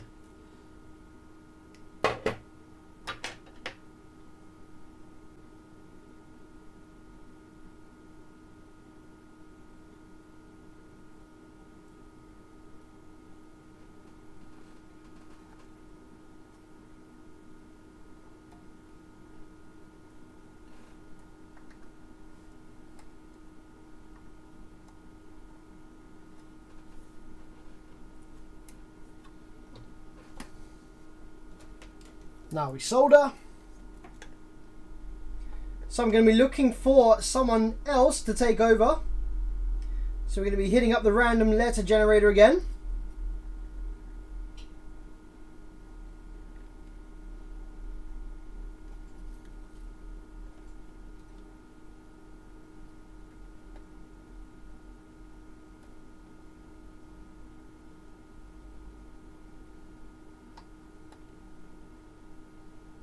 So if you want a higher chance of you being picked, then obviously write some stuff now so that you're at the bottom of the chat, and then you have a higher chance of it picking your name with the letter. F's in the chat for anyone who just has a bunch of numbers as their name, like 25 Hertz or 13 BTRX3. That's probably not going to come up too often. But yeah, let's do random letter generator again. Let's hit a random letter O this time. So who's it gonna be? Letter O. If you have an O in your name, put a chat in now so you have a high chance of it coming up.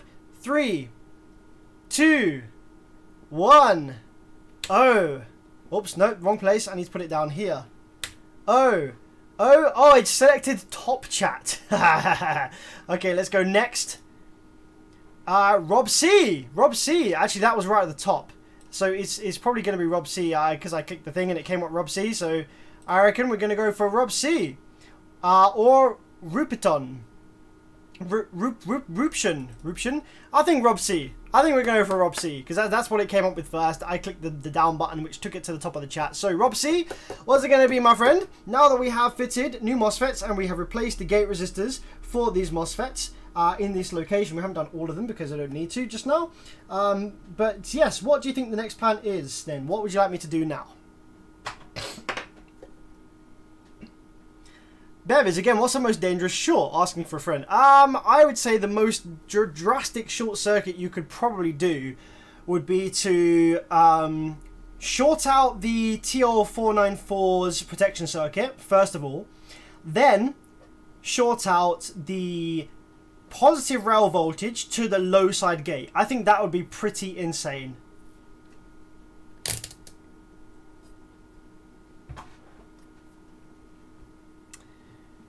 Okay, Rob C, gotta check the drive.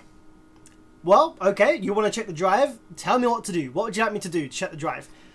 Here's the amplifier. We have SG3525 over here. We have drive transistors here. We have output MOSFETs are in. Gate resistors are in. So let me know. What shall I do? What would you like me to do? How much rail voltage does this amp make? Probably like, I don't know, plus minus, what's it? This makes 1800 watts, so plus minus 65 or something, I don't know.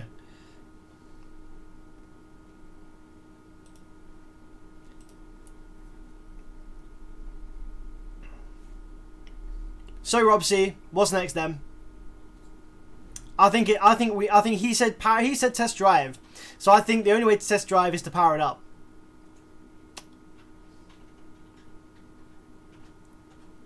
Changed my mind. Shorts on FETs. Okay, Rob C has changed his mind. Anafan83, could you already call the next name since she can think about it? Okay, yep, let's get it lined up then. Let's call the next name. That's a good idea. I like it. Thank you, Anafan. That's a fantastic idea. Let's call the next name real quick. Generate a random... Oh, we have an X. It generated an X. So, I think I know who this might be. Let's see. Who's it going to be? It is 13 BTR X3. There we go. Finally got you. So, 13 BTR X3. You are next. So we're going to check for shorts on the power supply FETs. Let's grab the multimeter right here. Let's see what we have so you guys can see it as well. So, between gate and source, we have no short. We have no short between gate and drain. Sorry, source and drain. And we have no short between between drain and gate. Okay, so no shorts. No shorts anywhere on those FETs. No shorts anywhere on these FETs. Cool. Okay, no shorts. So, 13 BTR-X3, you're next. What's up?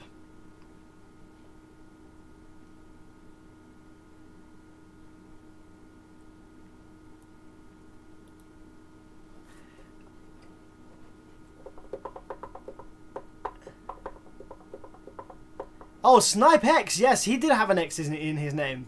Technical specialist. Absolutely. Yeah, Snipe X. Yeah, he did. Power it up. 10 volts, 2 amps. Check for drive at the gate. Yes, my man. Yes, sir. Let's do it. So, 10 volts. Let's get some power wires in here first, actually. Haven't done that yet. Put some power wires in.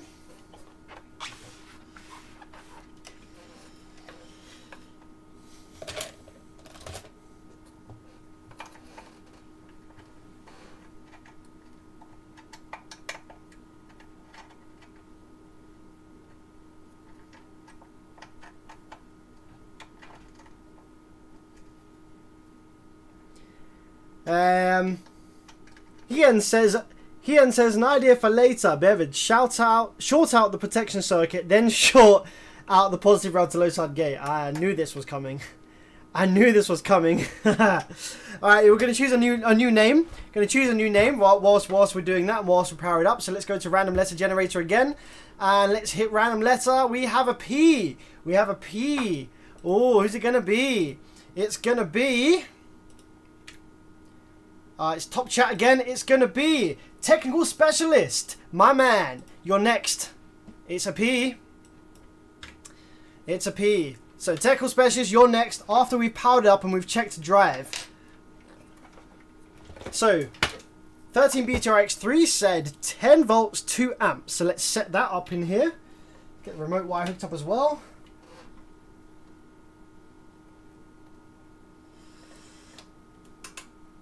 So 10 volts, Let's crank that down. 10 volts exactly.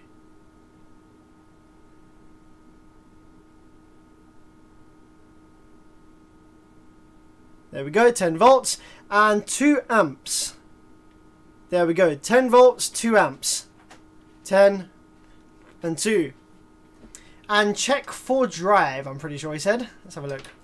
Where was this? Power it up, 10 volts, 2 amps, check for drive on the gate. Alright, so we're going to probe the gate leg here. We're going to make sure the oscilloscope settings are correct. Reject low frequency.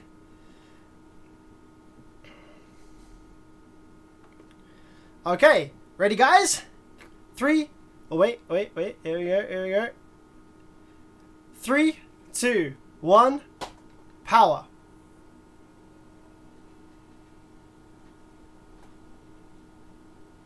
So we have a pulsing gate drive, looks like, on this gate. I'm going to check all the gates. So that was on this bank here, so I'm just checking this bank. So we're going to check first of all 1, 2, 3, 4. So it's going to go this way. 1, 2, 3, 4. So number 1, we have what looks like this.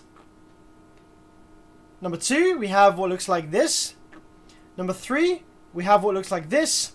And number 4, we have what looks like this. In terms of current draw, we're not actually drawing excessive current. It's not going up to the 2 amp mark. Is my current clip thing flashing? I don't think so. Okay, so that's what we have on the power supply FETs when we try and power it up. So, what's next then? Technical specialist, you're up. What's next?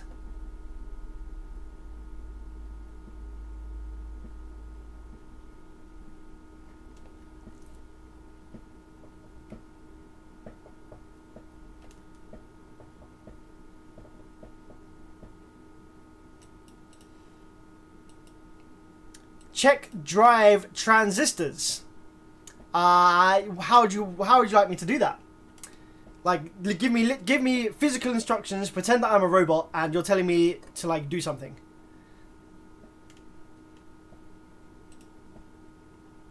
So would you like me to check them with a multimeter? Like check the resistance across them?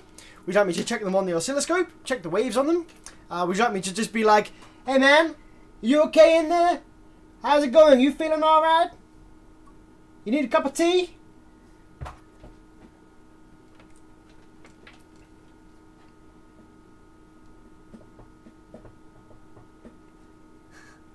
Yeah, I knew that this was going to happen. The second I told Kian what the worst thing to do here was. With power off, of course. Multimeter resistors. Okay, cool. Let's do that. So multimeter. Power off, which he did say. So let's check the drive transistors. Let's see if we have any shorts on the drive transistors. Now,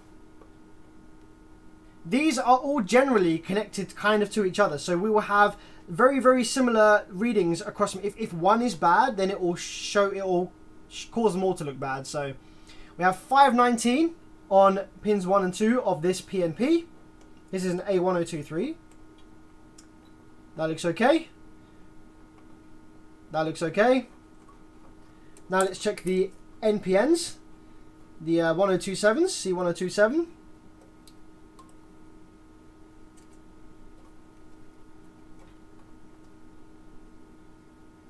That looks okay. That looks good. That looks okay, that looks good. Let's check the 2 banks behind them. That looks okay. That looks okay. So the drive transistors themselves are okay. The resistors in between the drive transistors are also okay. We have 2 kilo ohm resistors there. We have 220 ohm resistors there. And we have continuity from the outputs. 1, 2, 3, 4, 5, 6, 7, 8. Into the drive transistor.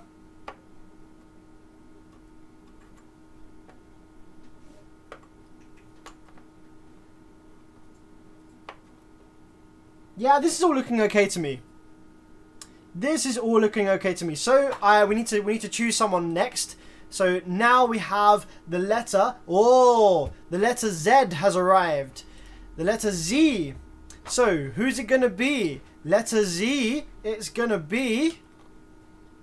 Wait, do we even have a letter Z? Did it come up with? Ah, here we go. David. David Uzdil. David, you're up, my man. So we have decided then that so we've tried to power up the amplifier. You saw what the drive waves look like. The drive circuit tests fine on the multimeter. I honestly don't think there's any drive circuit faults here. I think I know what the problem is, but I'm not saying anything. So David. Oh damn, Tom, you missed out. Could have been you. You have got a Z in your name, hey? That was unlucky, but yes, David, what's it going, my man? What would you like me to do, David?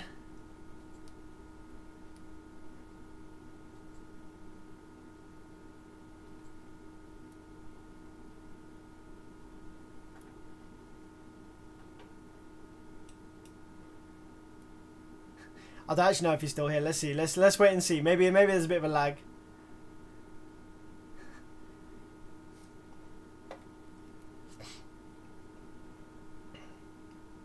Okay, put 220 volts AC input. As others say.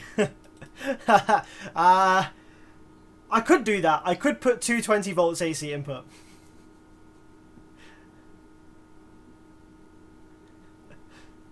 Because I do have, I wouldn't connect it to my workshop ring main, because that would be too dangerous, and it would also stop the stream, because by doing that it would actually trip the breaker and my PC would turn off. But I do have an inverter. I have a car audio inverter that outputs 240 volts AC, so I could connect 240 volts AC to it. David's like, bro, I am drunk AF, choose someone else. Okay, well, there's my instruction. David, thank you. That's my instruction, is to choose someone else. All right, thank you very much. Let's go for someone else. We got an S. We got an S. So let's hit up the S, guys. Where are we at, S, guys? Let's have a look. We have S. Oh, it's David again. Let's go next. This isn't technically the name. This is the problem. It needs to be part of the name. It needs to be part of the name. S. So we're going to keep going until we get to someone's name. Hang on a minute. Why is this doing this? Next instruction. So we're going to keep going until we get to someone's name. Ah, Ian! It is. There we go. Ian Stevens. You got the lucky day. So, Ian, what's it going to be, my man? Short out protection circuit, then short out positive rail to low side gate. Yeah?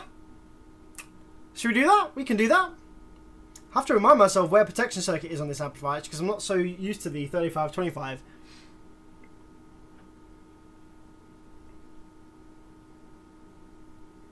Yeah, should we do that, Ian? Are you messing around, or should we do it? Remember though, however, Ian, you might want to backtrack on that a little bit, because remember the amplifier isn't actually powering up just yet. So disabling the protection circuit and shorting those things might not actually do anything, because the amplifier is not powering up yet. So okay, he says go. He says go. So let's go then. Let's go then. So we're just going to confirm where the protection circuit is. SG3525. Just want to remind myself on this chip, because this is not a chip that I do often. I just want to remind myself where the protection circuit is on this one. Oh, it's a KA3525. KA3525A. I want to see what pins are the shutdown pins.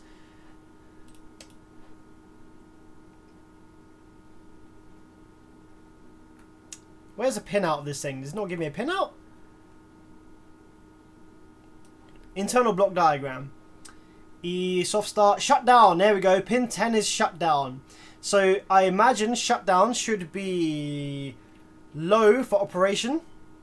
Oh no, it has a button high. Yeah, so low should be operation because it has a line above shutdown, which means that shutdown is high, so it should be low. So if we ground pin 10, then that should give us our operation at all times.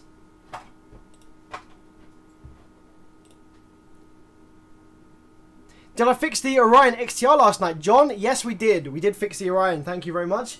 Finally got there in the end. The issue turned out to be a shorting output inductor was the secondary issue. There were issues with the drive circuit, which we solved. But the problem is the inductor being shorted looked like that there were additional extra problems with the amplifier that there actually wasn't with the drive circuit. That actually wasn't, and it was just a shorted output inductor. So yeah, we did fix it in the end. So pin 10 then. 1, 2, 3, 4, 5, 6. 1, 2, 3, 4, 5, 6, 7, 8, 9, 10. There we are, pin 10.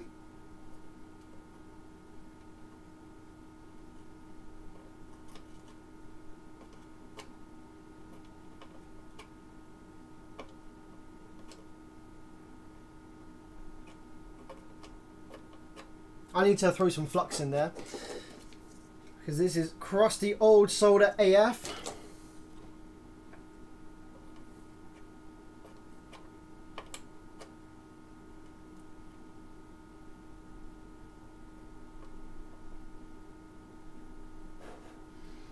Okay, and which pin is ground? Which pin is ground? Ground is pin 12. All right then.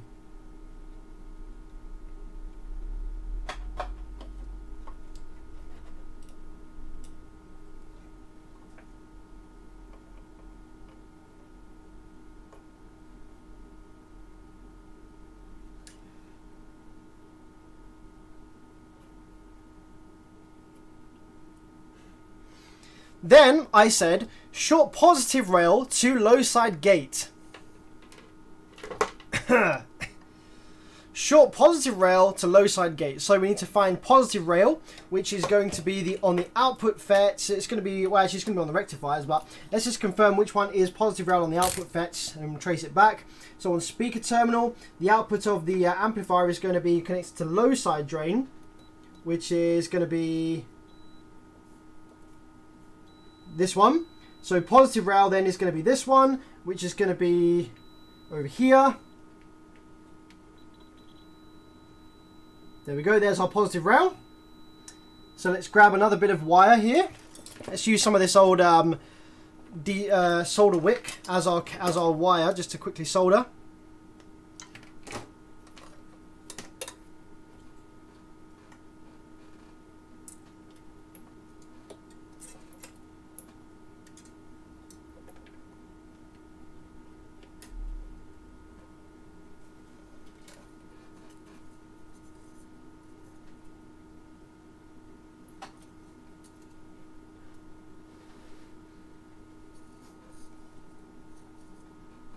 So low side gate, we're shorting the positive rail voltage rail to low side gate, which is in fact going to be this one right here.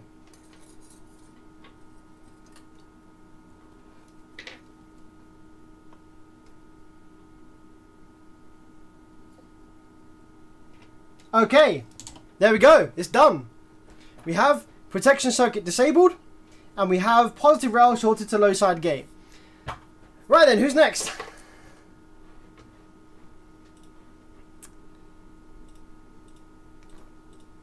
Random letter generator, we have a Y. We have a Y. Now I will say that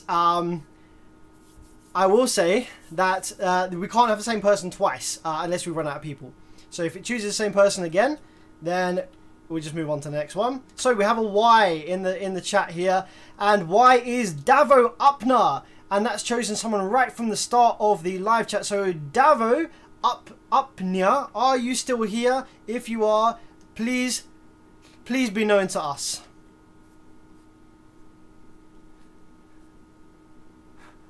What actually happened to your Celestion 18? the DD9917 18, and your bearing EP4000. The Celestion 18, that was really freaking old. It was very old. The spider was already biased. I sold it to someone who was a fan of my channel.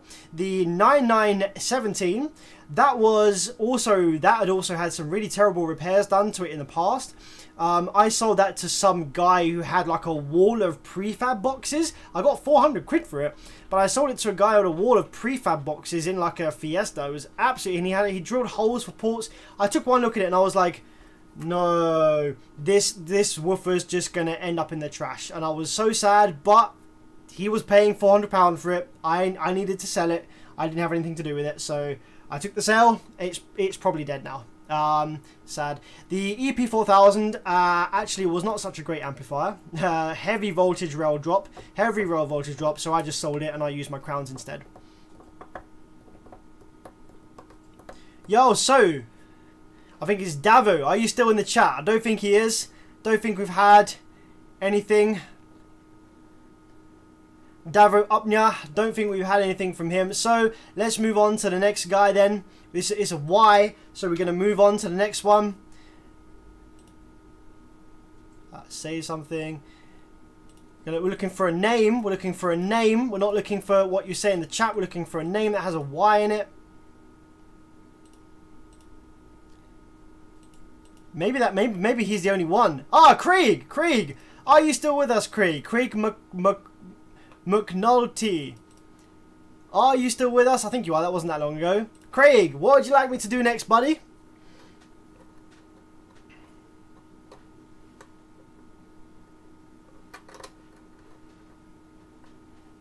Yes, my man. Craig's up in here. What would you like me to do next? So, just to recap then, Hien has told us to disable the protection circuit and short the positive rail to the low side gate. So what's our next move? Do we power it up? What would you like me to do next?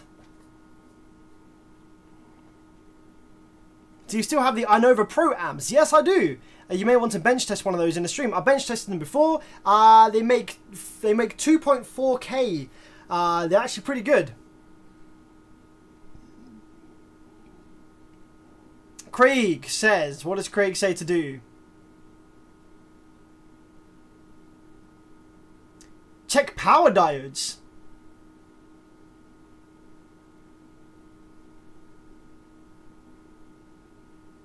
Craig says check power diodes. Okay, can you be a bit more specific?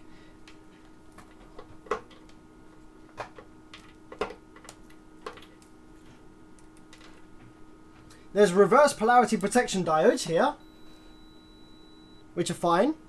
Reverse polarity protection diodes is just fine. There's some diodes over here, part of the snubber circuit for the transformers. These guys read okay. Another snubber circuit over here.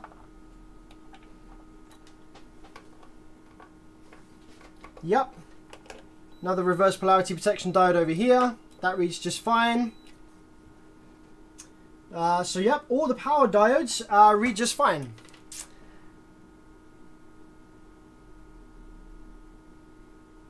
Okay. So, next guy then. Let's have a look. What we got next? Next letter. Q. Q. That's an interesting letter. We have a Q that's just come up in the random thing. So let's jump on and put a Q in here. Let's see what comes up. So remember, we're looking for names, not text.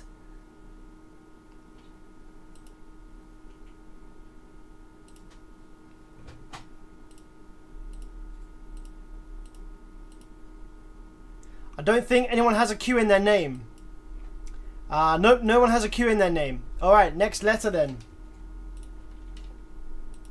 G. Oh crap, it's gonna be Kian. Nah, we're not having the same person twice as mentioned. G.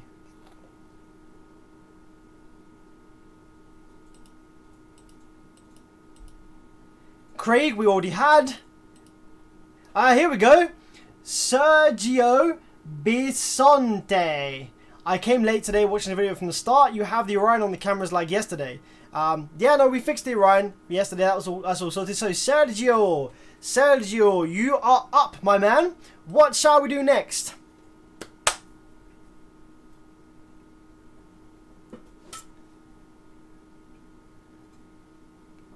What shall we do next? Sergio, are you still there, my bro? I know there's a bit of delay on the chat.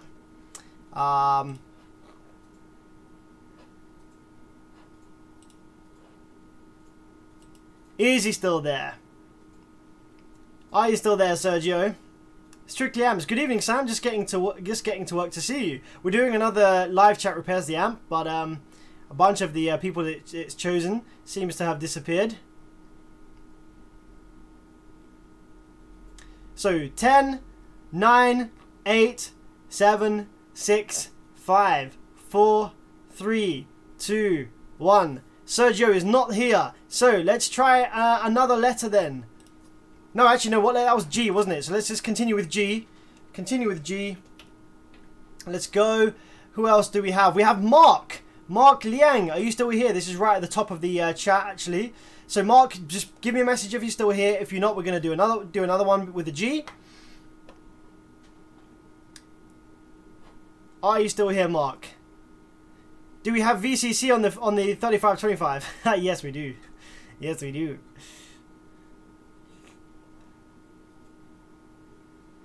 Ten, 9, 8, 7, 6, 5, 4, 3, 2, 1.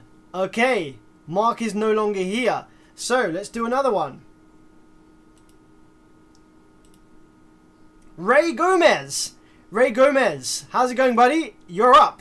What should we do next then, my friend? As a recap, Ian has told us to short the positive rail to the low side drain. He has also told us to disable the protection circuit. We have one MOSFET per bank in the power supply section. We have new 47 ohm gate resistors. The amplifier is pulsing the gates but not turning on fully. What would you like us to do next? Oh, Mark is back. Mark is back. Okay, there must be a pretty big delay on here. So sorry, Mark. We're gonna have to go with Ray next. So Mark said full send, powered up. Full send, powered up. Here we go then, gentlemen. Full send, powered up is what's happening right now. So full send means that the power supply gets cranked up to 16 volts and 20 amps, because that is full send, and we power it up and we see what happens. Now, which camera do I give you? Which camera do I give you for this nonsense? I think I might give you this one and zoom out a little bit.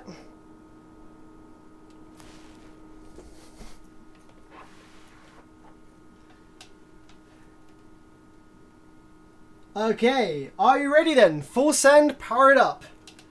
I'm going to probe the power supply MOSFET. I just want to see exactly what it does, what the power supply MOSFET does in this situation. So, ready? 3, 2, 1.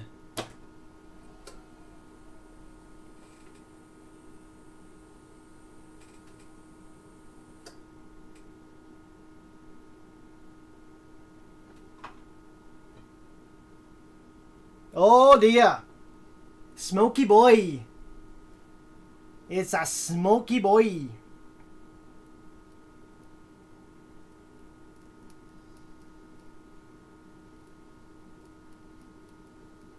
Yup. Power supply MOSFET has failed.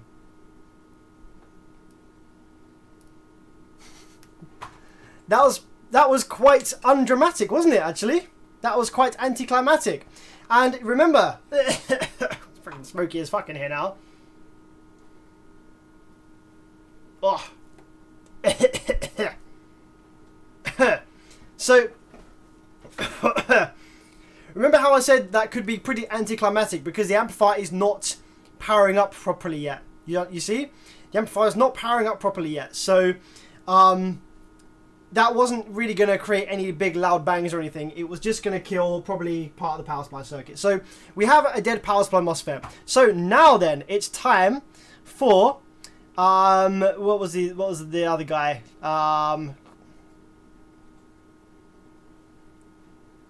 Ray Gomez. Okay, Ray, what would you like me to do now then? So, we have a smoked power supply MOSFET just here, as just happened. What should we do now then?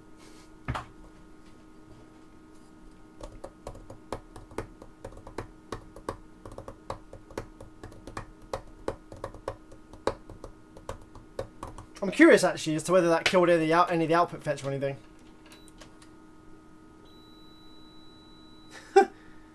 I think that probably killed this output fet. Yeah, I think it did. I think the output section was probably fine, and that's just killed it. Sad times, sad times.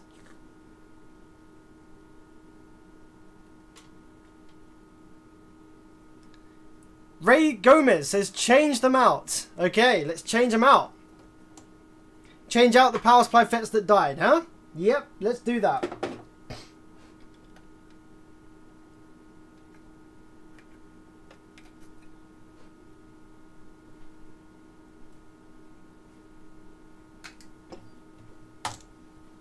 I think it was only that one there that died, actually. I think the others might be alright. Yep, the others are okay. So it was just one power supply FET that died because we have low current. It would have been a lot more dramatic if I had like a big, powerful power supply to kind of turn it on. Yeah, I'm only using the 20 amp power supply. I don't particularly want to get bits of MOSFET in my eye or anything like that, so...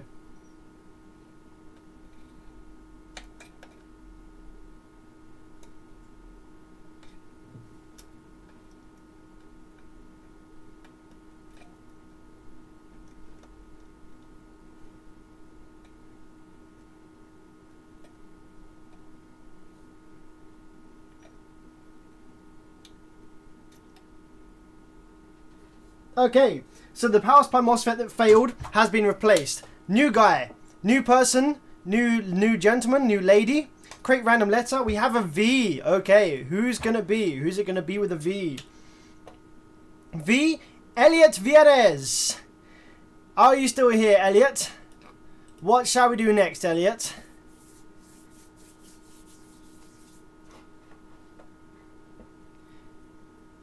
Elliot, connect it up to 240 volt with an inverter.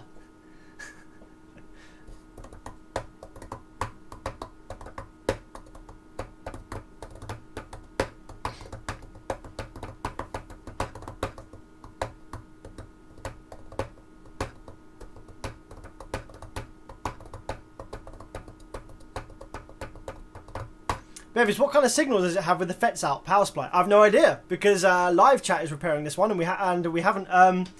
Elliot Vieira says what I said. Oh no, really? I'm actually quite invested in getting this working now.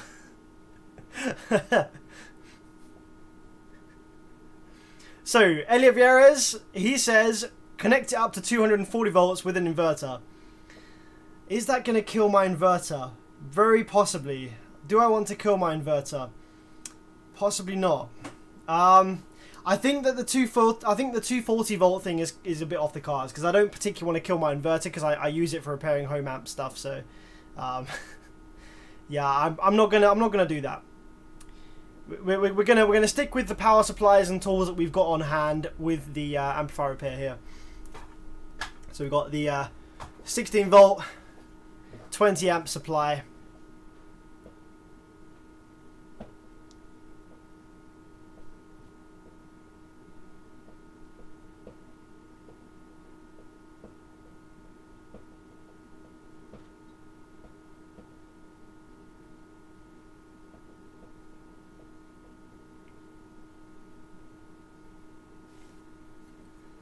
So, new suggestion, Elliot, what do you reckon?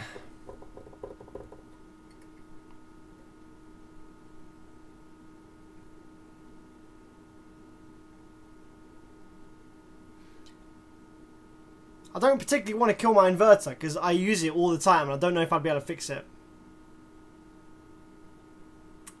Not sure? Okay. Alright, let's go with the new letter then. Let's go with the new letter. G. We had G before. Let's see if we get a different person with the G. G. Who's it going to be?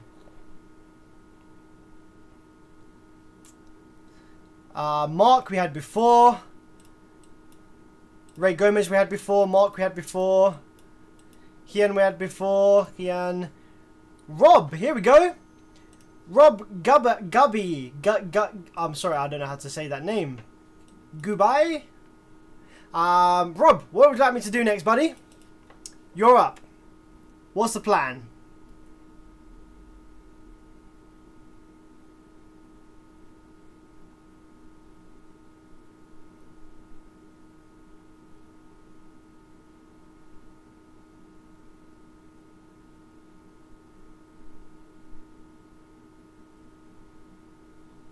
What is the plan? Rob, yes, you're up. You have to choose what we're doing next.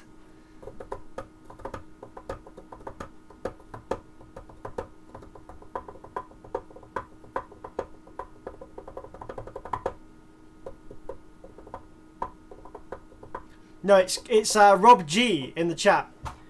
Rob Gubby. 222 bulb to limit the current of the 220 inverter, so it's going to get fried. Yeah, I could do that. I don't have a 220 bulb right here now though. That's just headaches. That's going to take me ages. I'm going to lock off this stream at 12 midnight, so we've only got 20 minutes left.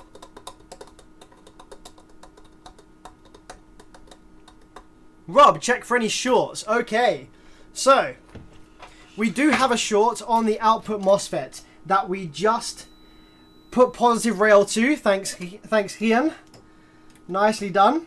So we do have a short up over here. So I think that we should remove this output MOSFET over here. That is a 31N20 output MOSFET. So let's remove that one there. That is definitely shorted.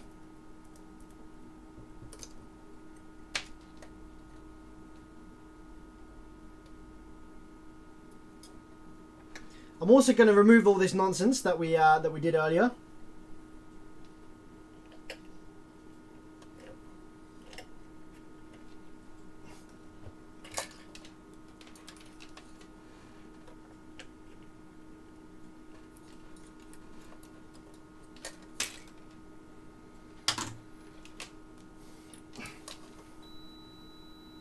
Okay, any more output FETs shorted? Let's have a look. What's the gate resistor value here? The gate resistor value on the output section is 46 ohms. Okay.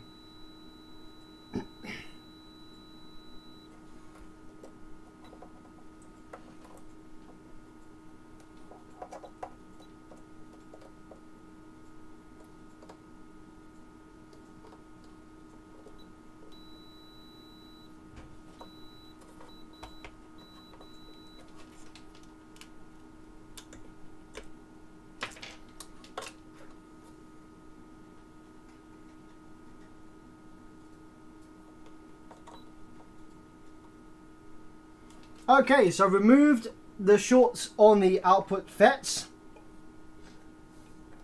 Removed the shorts on the power supply FETs. I'm also going to remove the protection jumper we did over here.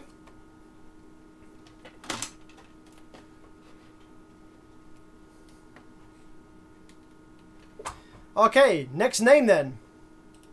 W. We have a W. Brandon Watkins might not still be here because that's right at the top. So I'm just going to go right to the bottom. Brandon, if you're still here, make yourself known. Otherwise, it's going to be Andrew Marshburn.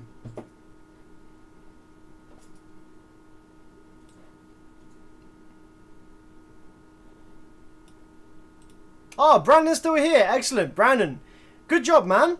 Thanks for staying long. So what's next then, my man? What should we do next? So we've checked for shorts. We've removed shorted output FETs. We fixed the power supply FETs. Removed all the nonsense that Kian told us to do. So what's the next thing that we should do then? What would you like to see next? To get this back up and running, possibly.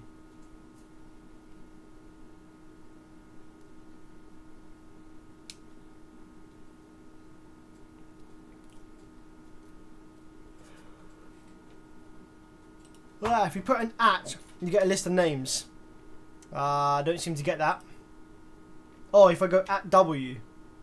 Nope, still don't get that.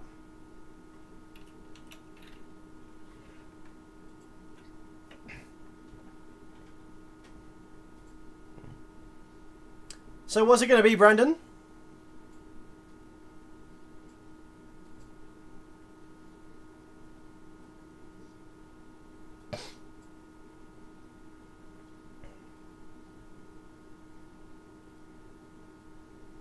Well, I'm not really sure as far as to get it back up and running, but I did see it turning off, on and off. Why? Not too sure. But you saw it turning on and off, so I think what Brandon's saying is he wants us to try and figure out why it's turning on and off. So in order to do that, we need to power it up and see what it's doing. I think that's what we're going to take from Brandon there. Brandon's suggestion. He wants to know why it is powering on and off a few times. So let's give the power supply back on here. Let's go down to a sensible power supply voltage. We're going to go down to about 10.8 volts. Going to give it about 4 amps here, and we're going to power it up and see whether it's coming on and off, or see if it's building rail voltages. So this is our power supply wave there. Okay, that looks kind of promising. The output rails that we have let's see, we have negative rail there, positive rail is just about there. Okay, so let's power it up and see what we have.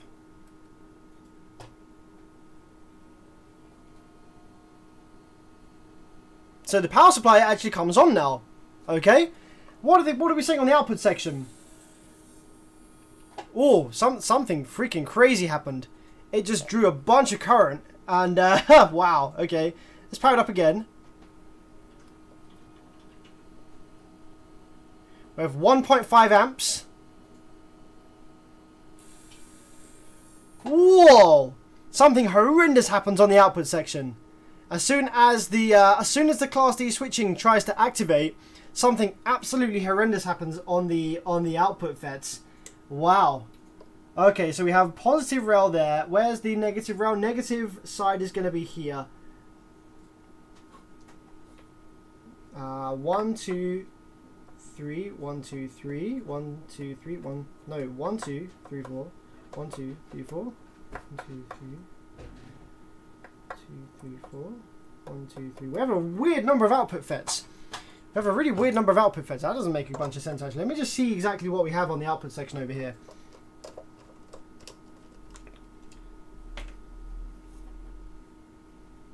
We have a whole mix of output FETs, actually. We have some 42N, some 42N20, some 31N20.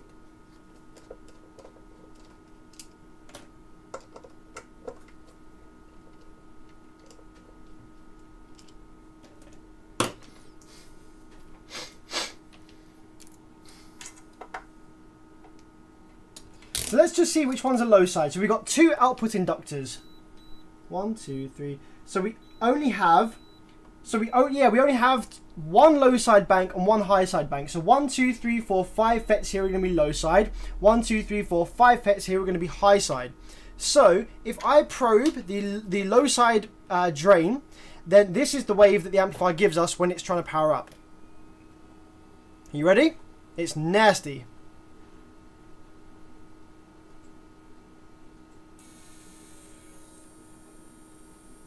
It is nasty. Look at that. Absolutely horrendous.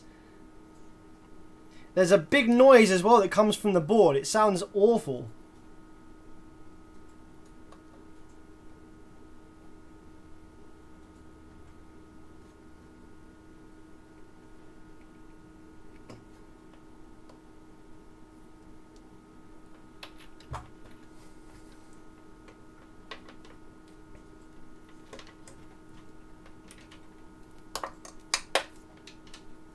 Is anything still shorted, I wonder?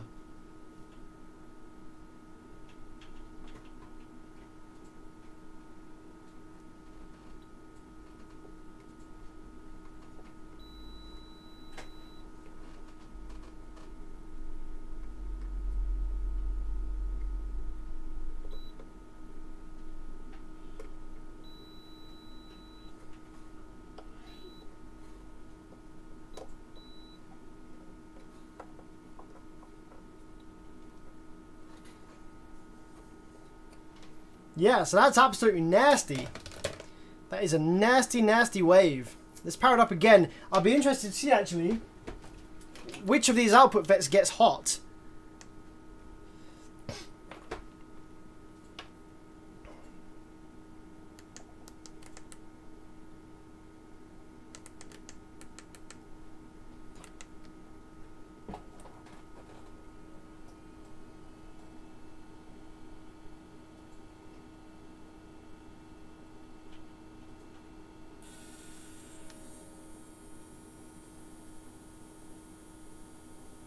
It looks like they all get hot, actually.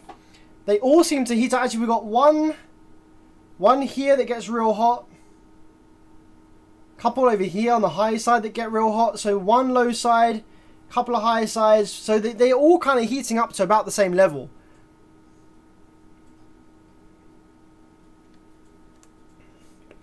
I wonder if when we sent the positive rail to that low side gate there, we actually killed the drive circuit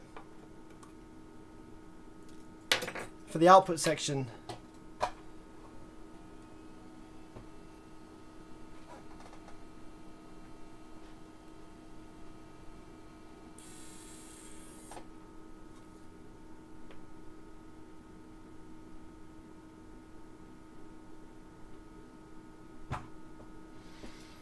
So guys, ladies and gentlemen, it is 10 minutes to midnight and we're locking off the stream at midnight. So I reckon that's probably enough nonsense on this amplifier for this evening. I think that we could potentially continue this at a later date. I mean, it would be kind of cool to get this back up and running. I wouldn't be able to sell it for much, let's be honest. And I imagine that the output section probably did work. And by shorting the high rail to the low side gate, we killed loads of things in the output section. So thanks, Kian, for that. So I imagine that we probably killed the drive circuit. And the drive circuits in these are a royal pain in the arsehole to repair. So I don't know whether this is ever going to work again now. I'm just going to see if there's any obviously shorted transistors over here in the drive circuit.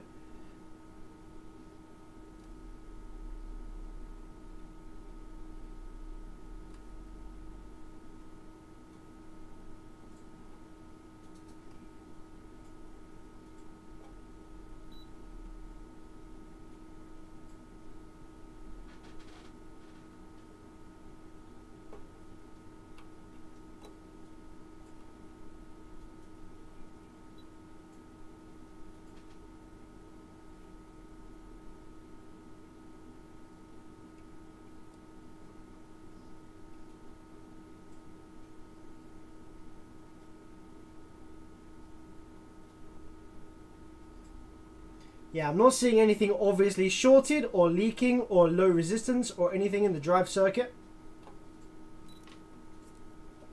So it could be output filter inductor, to be honest, but yeah, I don't know. It could be anything at this case.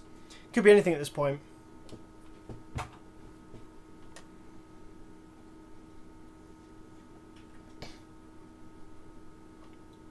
$13BTRX3, I'm glad you enjoyed it.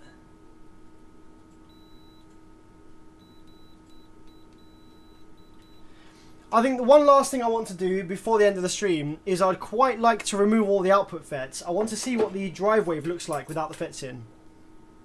Yeah? So I think we should do that.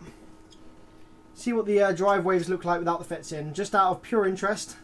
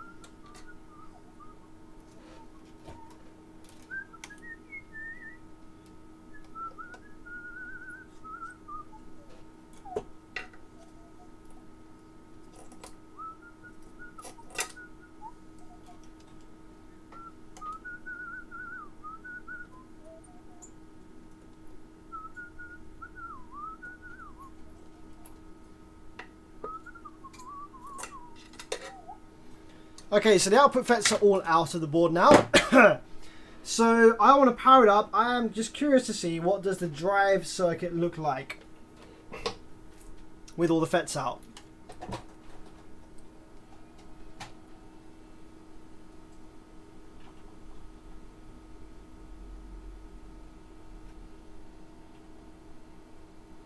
Okay, yeah, it's all over the place. So we actually have what looks like positive rail coming onto the positive rail appears to be onto the wait, just check we don't have any solder bridges. I don't think we do. Oh crap, we do. My bad. I created a solder bridge, or I didn't see that one. I mean, so that could have caused even more damage. All right. Let's power it up again. I just want to see what's the drive circuit doing now.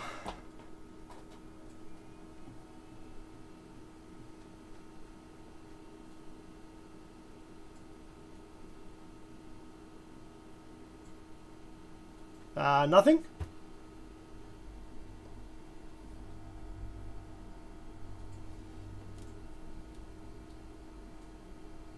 It looks like it's got something on it.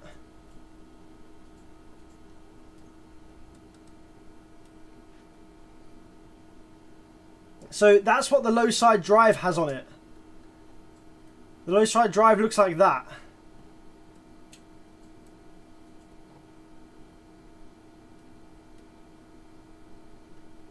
That's pretty nasty if you ask me. High side drive obviously won't have anything on it because you know, it uses the low side reference.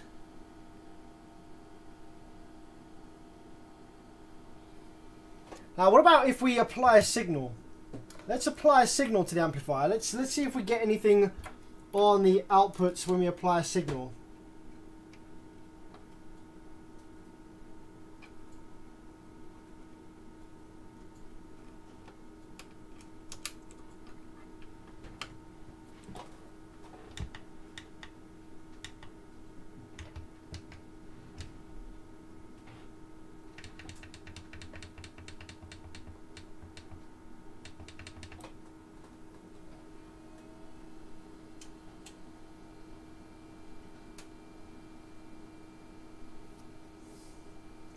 Oh, there we go.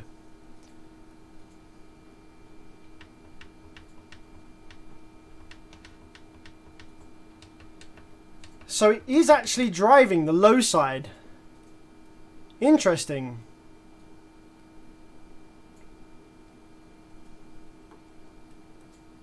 So we have low side drive. Look at that, ladies and gentlemen. We have low side drive with a 50 Hertz sine wave going in.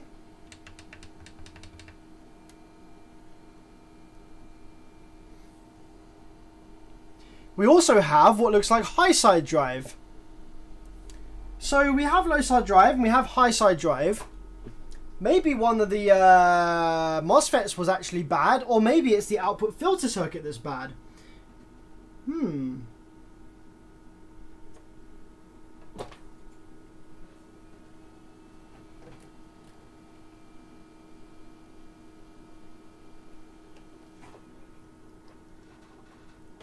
Remember there was a capacitor from this amp that was snapped off earlier. This is a 100 volt 220 microfarad. I'm just going to see if putting a replacement capacitor in there makes any difference.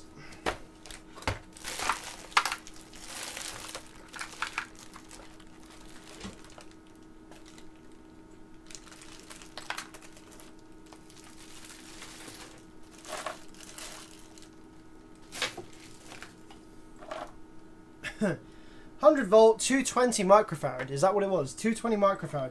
I've got a 160 volt 220.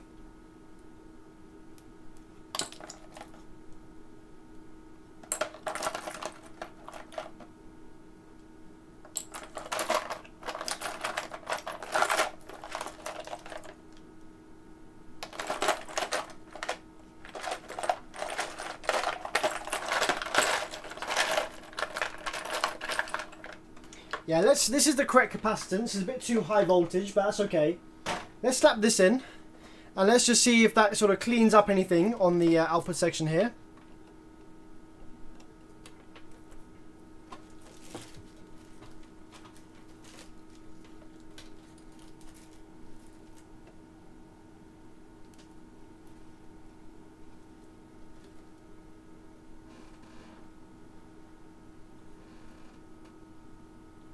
I assume that that marking means minus.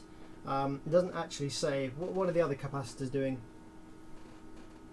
Does it give me any idea on the other capacitors?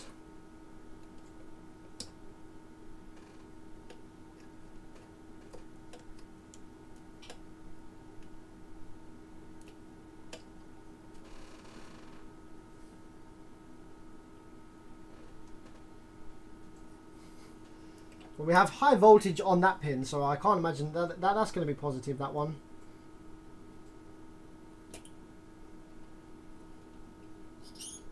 And this one here is going to be minus, negative. Just going to temporarily solder it in place like that with tall legs, just so it's in the board, so that it's actually, you know, part of the circuit real quick while we test. And then I'm also just going to very quickly place in some IRF 640 ends.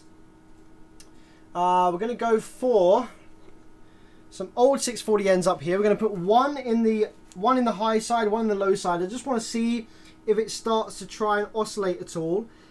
These amplifiers, they might actually require all of the MOSFETs to be in place in the output section. It might rely on the input capacitance of all the FETs being there in order to work properly, so it might not like having one MOSFET per bank, but I'm just curious to see whether having the capacitor in place makes any difference whatsoever. 1, 2, 3, 4, 5. 1, 2, 3, 4, 5. 1, 2, 3, 4, 5.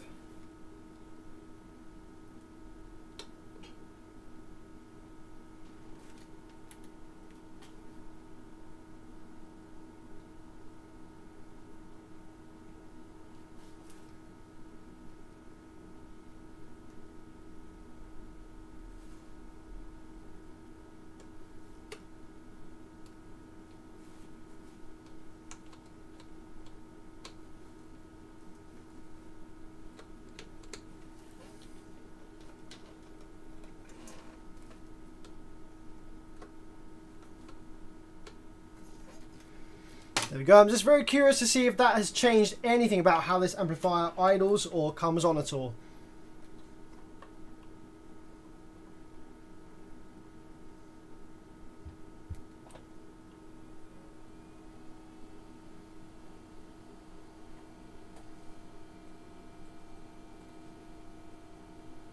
Whoa!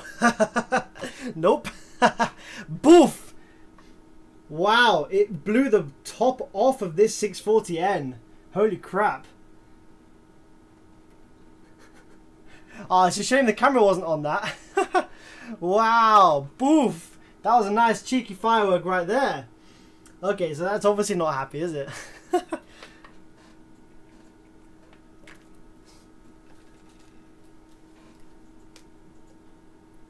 I think this is Ian's fault though. I think he killed the drive circuit, but I'm a bit confused though because we do seem to have what looks like good drive.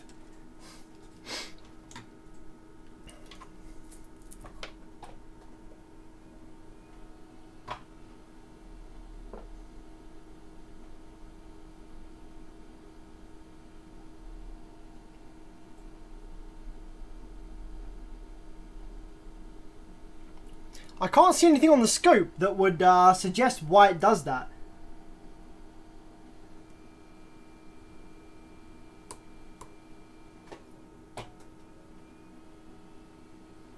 Oh, the low side turns on fully.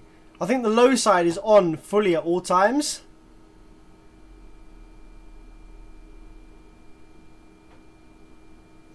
Do you want to see it again? And I'll put the camera on it. I'll see it. I'll get it. I'll do it again. And I'll get some old 640Ns. So I'll put the camera on it so you can actually see it happen this time.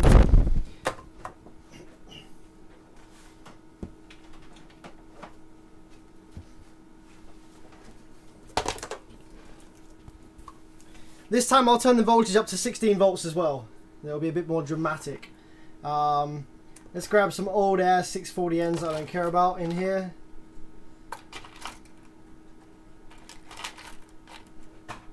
I've got a big whole tub of 640Ns that I don't use or need anymore.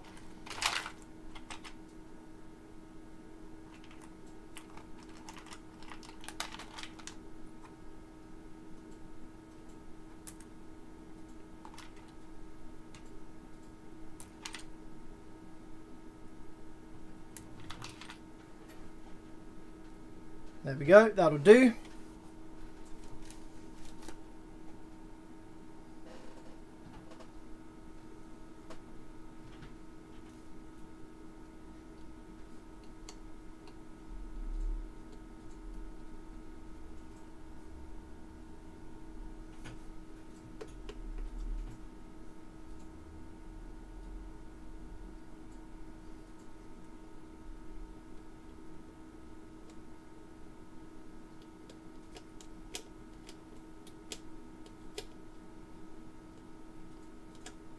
Now, I want to monitor what happens on the oscilloscope screen when we do this. So I'm going to turn the oscilloscope screen onto the mode where we can see like spikes and stuff for a long time afterwards.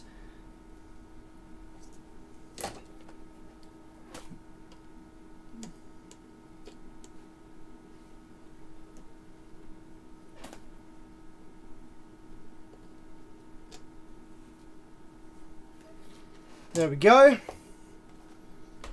640's in place. Now, which camera do we give you? I want one that's nice and zoomed in. Probably spin you around this way. Give you this one. Give you this one right here.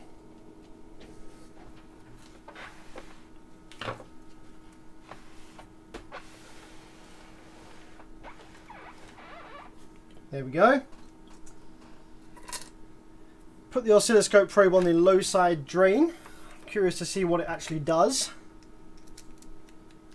Which is this one. Right here. And put the oscilloscope onto rolling mode. Kind of like way down in here. 100 milliseconds maybe.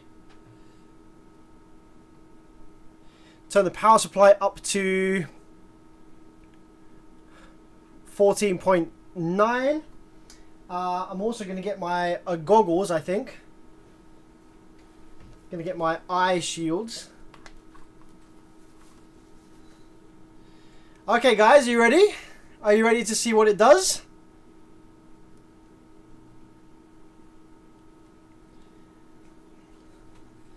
Okay. Amp is going on now. Oh wait, the remote cable fell out. My bad, my bad, my bad, my bad. Let's get the remote cable through here.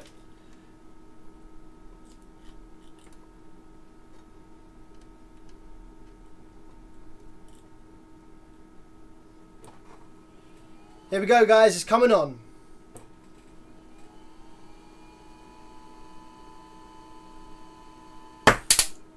Wow! Did you see that? That was a nice poof. Did you see that? I think on the scope screen, I think it swung to negative rail. I don't know. Did you see? Did you manage to catch what happened there?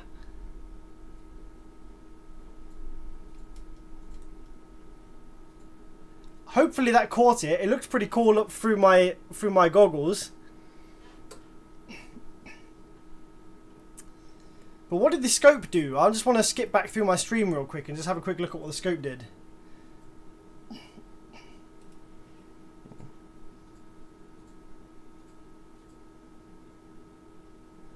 Let's go back a little bit. What was I doing? Putting the remote in.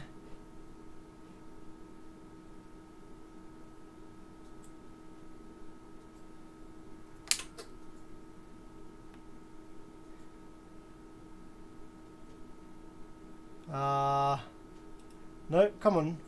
Where's the thing where I do it? Here we go. Here we go. Here it is. Here it is. Here it is.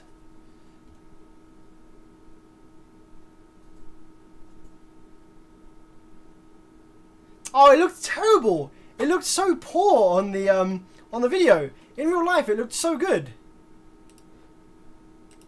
That sucks. It looked real good on the in real life. It was like a whole big boom. It looked really, really poor. That's a shame.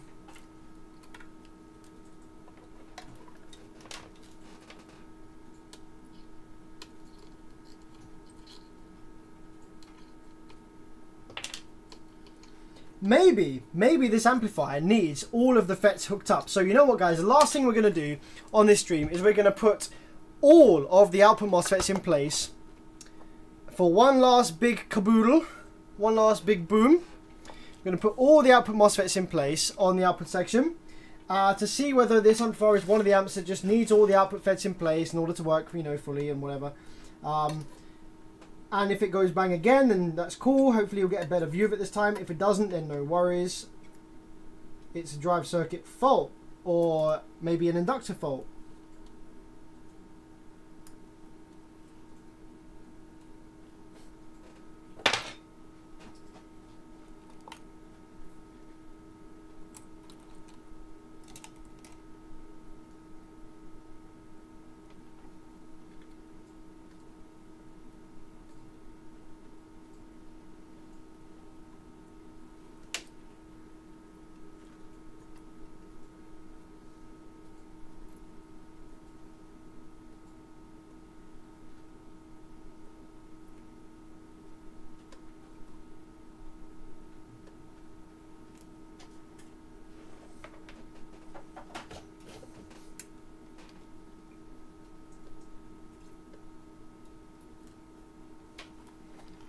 Just loading up with all fresh MOSFETs in the output section now. These are going to be completely random batches, and that's fine because we only want to power it up for a few seconds, see what happens.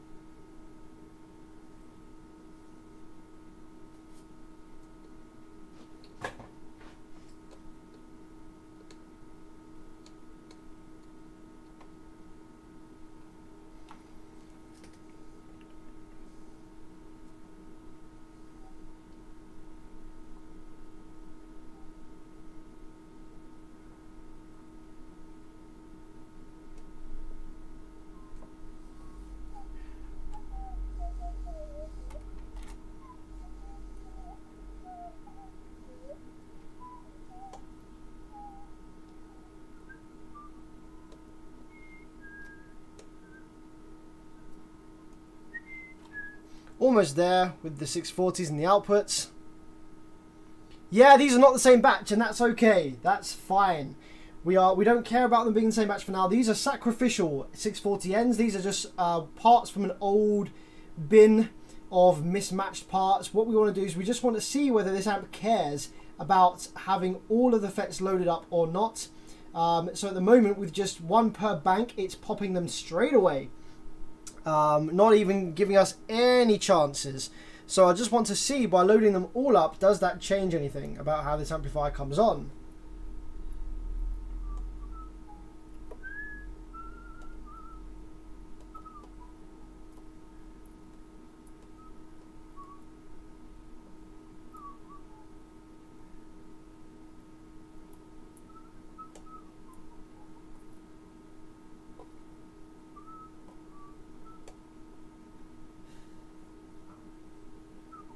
Okay, we have all of the MOSFETs now fitted in the output section. All different batches, that's okay. For a quick test, I just want to check that none of these are actually shorted. Okay, looks like we do have a short here somewhere. That one's already shorted. Some of these may be shorted already because of these are like random batches of FETs and stuff, so...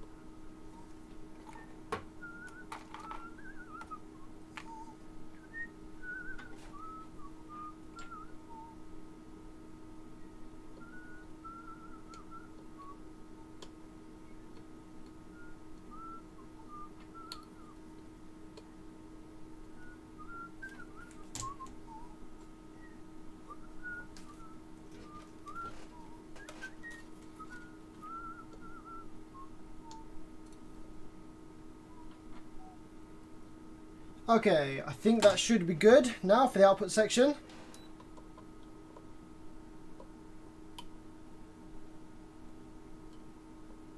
Yep, okay, I think all the FETs we fitted now are okay and not shorted.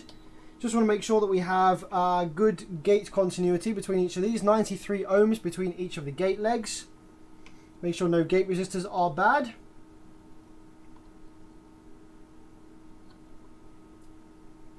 Oh, we've got 53 between these two. That's a bit strange. Okay, why would I only have 53 ohms, 52 ohms between these two gate resistors in the same bank?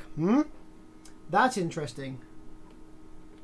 I reckon we have a shorted diode somewhere.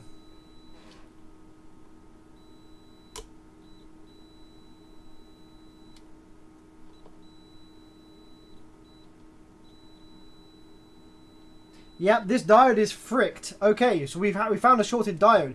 This diode here is shorted, which means that it's in parallel with the gate resistor. So the gate resistor is 46 ohms, or 47 ohms, sorry. The gate resistor is 47 ohms. But because across this gate resistor, we have like 4 ohms, that can only mean that the diode is screwed, because resistors, when they go bad, they don't short, they go open. So we have a diode in parallel across the resistor. So that means that the only thing that can mean is that the diode has gone bad. I think the diodes here are just really simple for a... There we go. That's back down to 47 ohms now. So this diode was bad, and this is a 4148, which I have hundreds of, which is great news. Let's grab a quick cheeky one of those.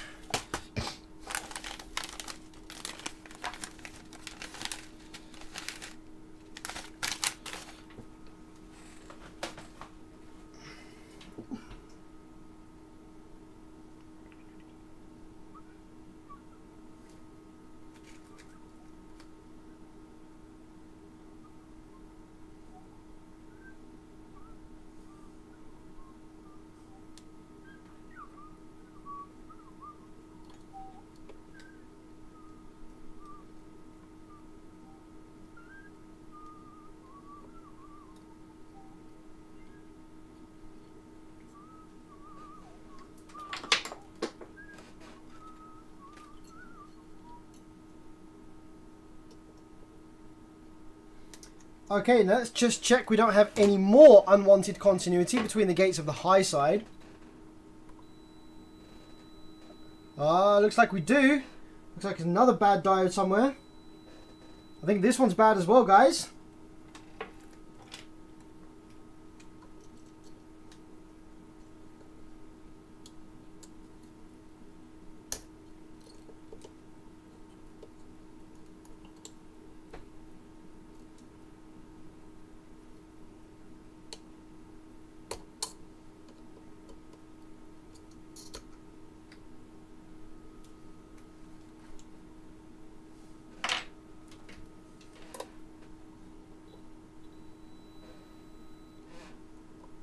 Yep, that one was bad as well.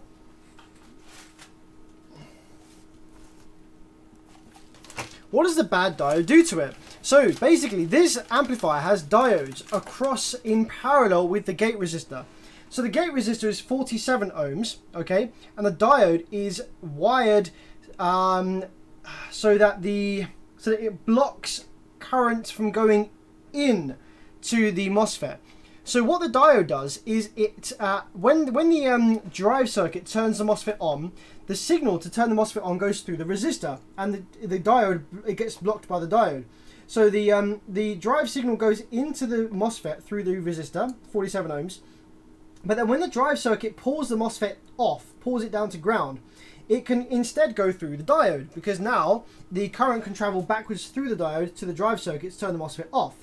So the reason it does that is it turns the MOSFET on slowly through the resistor, turns the MOSFET on slowly through the resistor in order to prevent ringing and stuff like that. But then when it's time to turn the MOSFET off, it turns the MOSFET off quickly through the diode to prevent the MOSFET staying on any longer than it should do.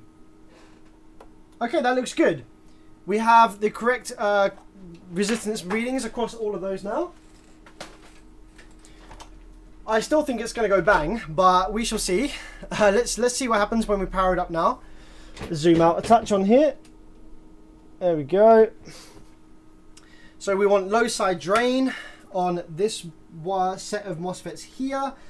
And we are going to power it up and see if it goes bang again, or see what the wave looks like, see exactly what happens. So guys, prepare your ears for le bang. It could happen again, because it happened with just the 2 FETs in. But we did have bad diodes, so that could be why. But let's have a look. Let's see what it does, shall we?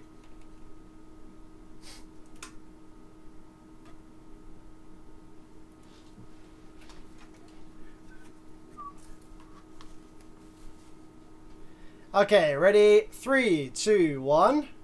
Amplifier coming on. Actually, I'm just going to zoom out of the scope. I just want to see the see what happens to the wave here as it comes on. 10 volts. 10. There we go. Measure the frequency.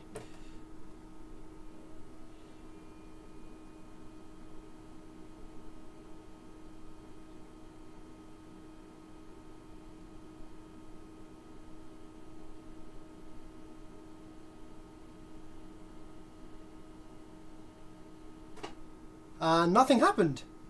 Nothing happened at all. Yeah, nothing happened. Let's turn the voltage up again, because we were down at 10.1, so maybe it needs a little bit higher. Let's go up to 10.8. Maybe it needs like 11 volts to activate the output section.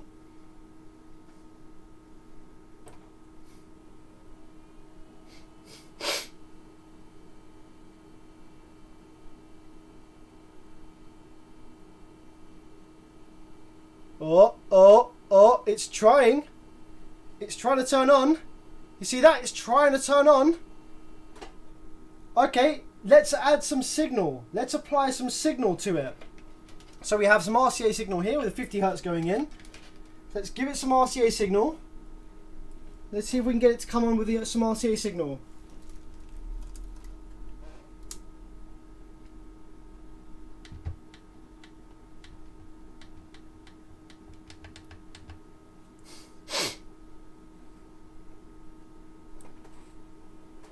I'm going to give you back the screen with the FETs in case it goes bang.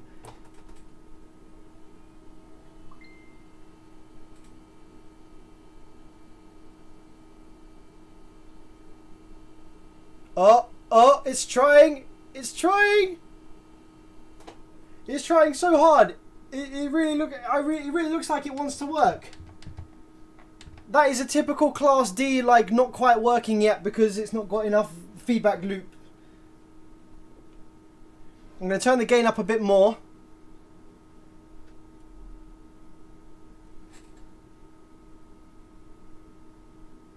I'm going to turn the voltage up a little bit more. 11.5.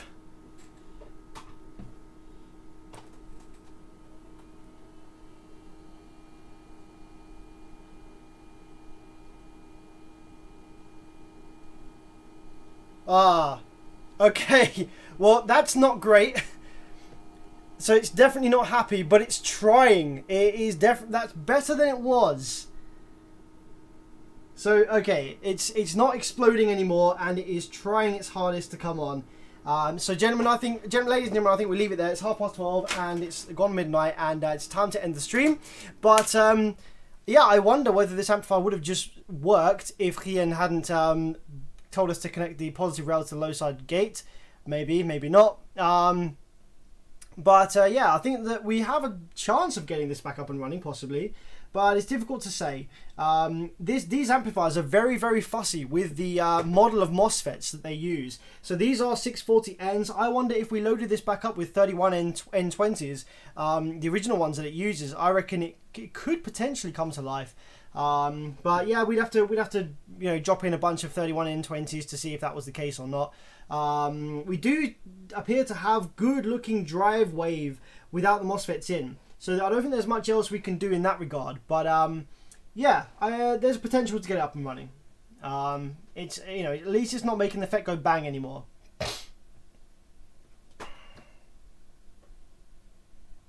But yeah, guys, thanks for tuning in again. Appreciate you all being here. Appreciate you jumping on the stream and spending the evening with me. I will catch you tomorrow in the next live stream. Hope you have a good night. Take it easy, and I'll see you soon.